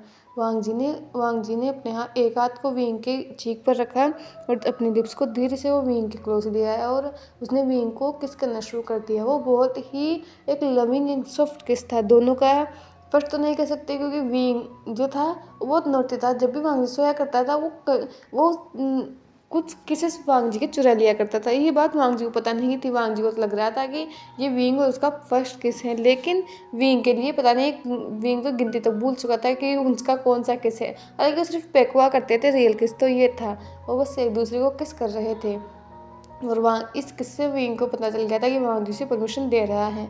इसलिए अगले ही पल वांग जी और विंग के बदन पर कपड़े नहीं थे और दोनों ही बस एक दूसरे के साथ टेंगल्ड थे। और उस पूरे रूम में उस अल्फा और ओमेगा के मॉर्निंग, क्रोनिंग and sandalwood and jasmine scent फैल चुकी थी। दोनों 200 औलाद एक हो चुके थे। वांग जी ने जितना कुछ सहा था, वांग जी को लगा था कि शायद ही उसे कोई अब अपना अल्फा मिलेगा, या फिर वांग जी कभी किसी अल्फा को अपने इतना करीब आने देगा। लेकिन विंग ने वो जगह बनाई थी।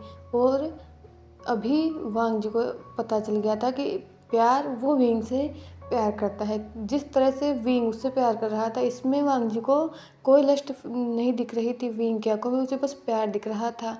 विंग अपने हर किस के साथ वांग जी की बॉडी को जैसे वर्शिप कर रहा था। विंग के हर टच से वांग जी की बॉडी बर्न कर रही थी। विंग को खुद को टच करने देने की जो इच्छा थी वो वांग जी की और ज़्यादा हो रही थी। वांग जी को विंग के टच में, विंग के उस प्यार में, किसी में कोई लस्ट फील नहीं हो रही थी। बस वांग जी को ऐसा लग रहा था कि विंग से लव मेकिंग कर रहा है। और विंग भी वांग जी को सिक्योर फील करवाना चाहता था। वांग जी का जो पास्ट एक्सपीरियंस रहा है, विंग ज़्यादा कुछ तो जानता नहीं है, लेकिन जिस तरह से उसने एरिक को देखा है, जो बातें उसने वांग जी से एरिक के बारे में सुनी थी, उसके पास्ट के बारे में सुनी थी, तो विंग वांग जी को इनसिक्योर फील नहीं करवाना चाहता था। इसीलिए वो सब कुछ धीरे धीरे कर रहा था। वैसे भी आज वेडिंग नाइट थी उनकी, तो वो हर चीज़ को मेमोरेबल बनाना चाहता था, तो हर चीज़ वो बहुत स्लो कर रहा था ताकि वांग जी को कोई प्रॉब्लम ना हो। और इसीलिए वांग जी का दिल और ज़्यादा मेल्ट हो रहा था। वो दोनों अपनी अब उस डेली नाइट एक्टिविटी से थके हुए एक दूसरे की बाहों में थे। रूम में बस डिम लाइट जल रही थी। दोनों ही पूरी तरह से अभी बेर थे। दोनों ने कुछ नहीं पहन रखा था और वांग जी का सर विंग की चेस्ट पर था। वांग जी ने अपने सिर को विंग की तरफ बढ़ाते हुए और विंग के लिप्स पर पेक करते हुए कहा, मैं तुमसे बहुत प्यार करता हूँ विंग। और ये सुनकर विंग की आंखें बड़ी हो गई, क्योंकि आज से पहले सिर्फ विंग कहा करता था कि वो वांग जी से प्यार करता है, लेकिन आज पहली बार था जब वांग जी कह रहा था कि वो विंग से प्यार करता है। और विंग बहुत ज़्यादा खुश था। सिर्फ खुश नहीं था, बल्कि और ज़्यादा वो टर्न हो चुका था। इसलिए अगले ही पल उसने वांग जी को बस फिर से किस करना स्टार्ट कर दिया, और वो फिर से वांग जी के ऊपर आ चुका था। वांग जी ने विंग की तरफ देखते हुए कहा, तुम क्या कर रहे हो? ये सुनकर विंग ने कहा, तुम मेरे साथ ऐसा कैसे कर सकते हो? तुमने अभी मुझसे अपने प्यार का इजहार किया और देखो मेरी फिर से क्या हालत हो गई है, और अब तुम्हें इसकी रिस्पॉन्सिबिलिटी लेनी होगी। ये सुनकर वांग जी ने कहा, तुम पिछले 3 घंटे से लगे हुए, तुम्हारा स्टेमिना क्या है? तुम मेरे वेस्ट, तुम मुझे चलने भी दोगे या नहीं सुबह तक? प्लीज़, अब नहीं, मैं बहुत ज़्यादा थक चुका हूँ, मुझे नींद आ रही है। ये सुनकर विंग ने वांग जी के दोनों हाथ जो उसे पुश कर रहे थे, उन दोनों हाथों को उसकी हेड के ऊपर पिन करते हुए कहा, और उसके ईयर के पास आते हुए कहा, अभी तो ये रात बहुत यंग है वाइफी, तुम्हें आज पूरी रात में सोने नहीं दूंगा। ये बोलकर विंग फिर से शुरू हो चुका था, और वांग जी जो मना कर रहा था, उसकी भी बस मॉर्निंग की आवाज़ उस रूम में गूंज रही थी। तो इसी हैप्पी एंडिंग के साथ हमारा एफएफ यहीं पर एंड होता है। आई होप कि मैं इस एफएफ से आपको सेटिस्फाइड कर पाई होंगी।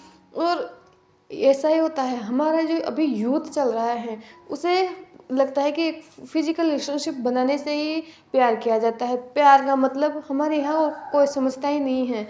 मैंने भी अपने सामने बहुत सारे केसेस देखे हैं जो कि वांग जी की तरह होते हैं। यहाँ पर वांग जी को मैंने रिच बता दिया, वांग जी की फैमिली को सपोर्टिव बता दिया, लेकिन कितनों की फैमिली सपोर्टिव होती है इस चीज़ को लेकर? नहीं होती है। अगर मैंने वांग जी को इतना रिच नहीं बताया होता तो क्या वो इबो को अकेला पाल पाता? क्या उसके लिए इतना आसान होता है इबो को पालना? बिल्कुल नहीं होता। प्यार सिर्फ लस्ट नहीं होता, प्यार बस फिजिकल रिलेशनशिप नहीं होता। प्यार एक दूसरे को समझना होता है, एक दूसरे की रूह को जानना होता है। इसीलिए जब भी प्यार करो तो सोच समझ कर करो कि वो इंसान आपके लायक है या नहीं। किसी को अपनी इतनी भी खुद के ऊपर इतनी भी ज़्यादा मत दो कि फिर वो खुद को आपके ऊपर डोमिनेट करने लगे, या फिर आपको बस अपना खिलौना समझने लगे। ये मैं बस इस एफएफ को लेकर यही समझना चाहती थी। और रही बात इस एफएफ में, अगर आपको ऐसा लगा होगा कि एरिक को सज़ा तो मिली है, लेकिन अगर इस एफएफ में सच में अगर एरिक की जगह विंग होता तो इस एफएफ की मैं पेंडिंग नहीं होने देती, क्योंकि अब की बार मुझे एफएफ में सच में लगा कि जो लोग ऐसा करते हैं वो हैप्पी एंडिंग हो ही नहीं सकती। मैं इसमें ये बता सकती थी कि विंग ने वांग जी को धोखा दिया, लेकिन फिर से विंग आया और विंग ने वांग जी से माफ़ी मांगी, उसने उसके लिए बहुत कुछ किया, और वांग जी ने विंग से फिर से प्यार कर लिया। तो ये प्यार नहीं होता। ये प्यार क्या हुआ जब आपने उस इंसान को छोड़ ही दिया है, जब उस मुश्किल वक्त में ही आपने उस इंसान की मदद नहीं की हो, जब उसे सबसे ज़्यादा ज़रूरत हो। तो अगर इसकी मैं एरिक की जगह विंग भी होता तो भी सच कर रही हूँ, इस एफएफ की पेंडिंग नहीं होती, लेकिन मैंने सिर्फ एफएफ को चेंज कर दिया। मैं शुरू से इसमें विंग को लाना चाहती थी एरिक की जगह, लेकिन फिर मैंने इसको चेंज कर दिया और मैंने विंग को एक ऐसा इंसान रखा जो उस इंसान को समझता है। अगर विंग भी चाहता तो वो वांग जी शादी नहीं करता। वो चाहता तो ये जानने के बाद भी कि एरिक फिर से वांग जी लाइफ में आना चाहता है, तो शायद वो छोड़ देता। ये जानने के बाद कि वो उसका बेटा नहीं है, तो विंग छोड़ सकता था, लेकिन उसने छोड़ा नहीं, उसने वांग जी का साथ दिया। और मेरे लिए तो यही एक रिलेशनशिप है जिसमें लस्ट ना हो, जिसमें सिर्फ फिजिकल कांटेक्ट ना हो, एक दूसरे को समझे। तो ये था हमारा एफएफ। एंड एक और इम्पोर्टेंट बात जो मैं आपको बताना चाहती हूँ कि आपको ये एफएफ जैसा भी लगाओ प्लीज़ कमेंट में ज़रूर बताना। एंड अब इस एफएफ के बाद मैं 1 महीने का ब्रेक ले रही हूँ, क्योंकि 1 जून को मेरे एग्ज़ाम्स हैं। तो मैं आज मैंने FF पोस्ट कर दूँगी मैं, तो 5 मई से लेकर 5 जून तक मैं इस FF पर, इस चैनल पर कोई वीडियो पोस्ट नहीं करूँगी, क्योंकि मैं बहुत ज़्यादा बिजी होने वाली हूँ और मैं नहीं चाहती कि मैं फिर से कोई वीडियो डालूँ और 3-4 दिन का गैप हो जाए। नहीं, बस मैं चाहती हूँ कि आप 5 तारीख तक वेट करें और मुझे समझे। मैं 5 तारीख के बाद से फिर से वही रेगुलर स्टोरीज पोस्ट करना स्टार्ट कर दूँगी। फेटेड मेट्स हुआ, प्लीज़ लव मी, एंड एक और स्टोरी हुआ माफिया वाली, सबको मैं वापस कंटिन्यू करूँगी और आई प्रॉमिस मैं सबको कंटिन्यू वापस करूँगी और कंटिन्यू ही वापस इस चैनल पर रेगुलर आ जाऊँगी। बस मुझे 1 महीने का टाइम चाहिए। आई होप कि आप सब समझेंगे और इस चैनल को मुझे सपोर्ट करेंगे, डिसअपीयर नहीं हो जाएंगे 1 महीने में। प्लीज़ मुझे समझना। और मैं 5 तारीख को वापस आऊँगी, तो मैं आप सबको बहुत मिस करूँगी, तो बीच बीच में कभी मुझे याद भी कर लिया करना। Thank you for watching and अपना ख्याल रखना। हम मिलते हैं 5 तारीख को। मैं आपको सच में बहुत ज़्यादा मिस करूँगी, तो बाय बाय।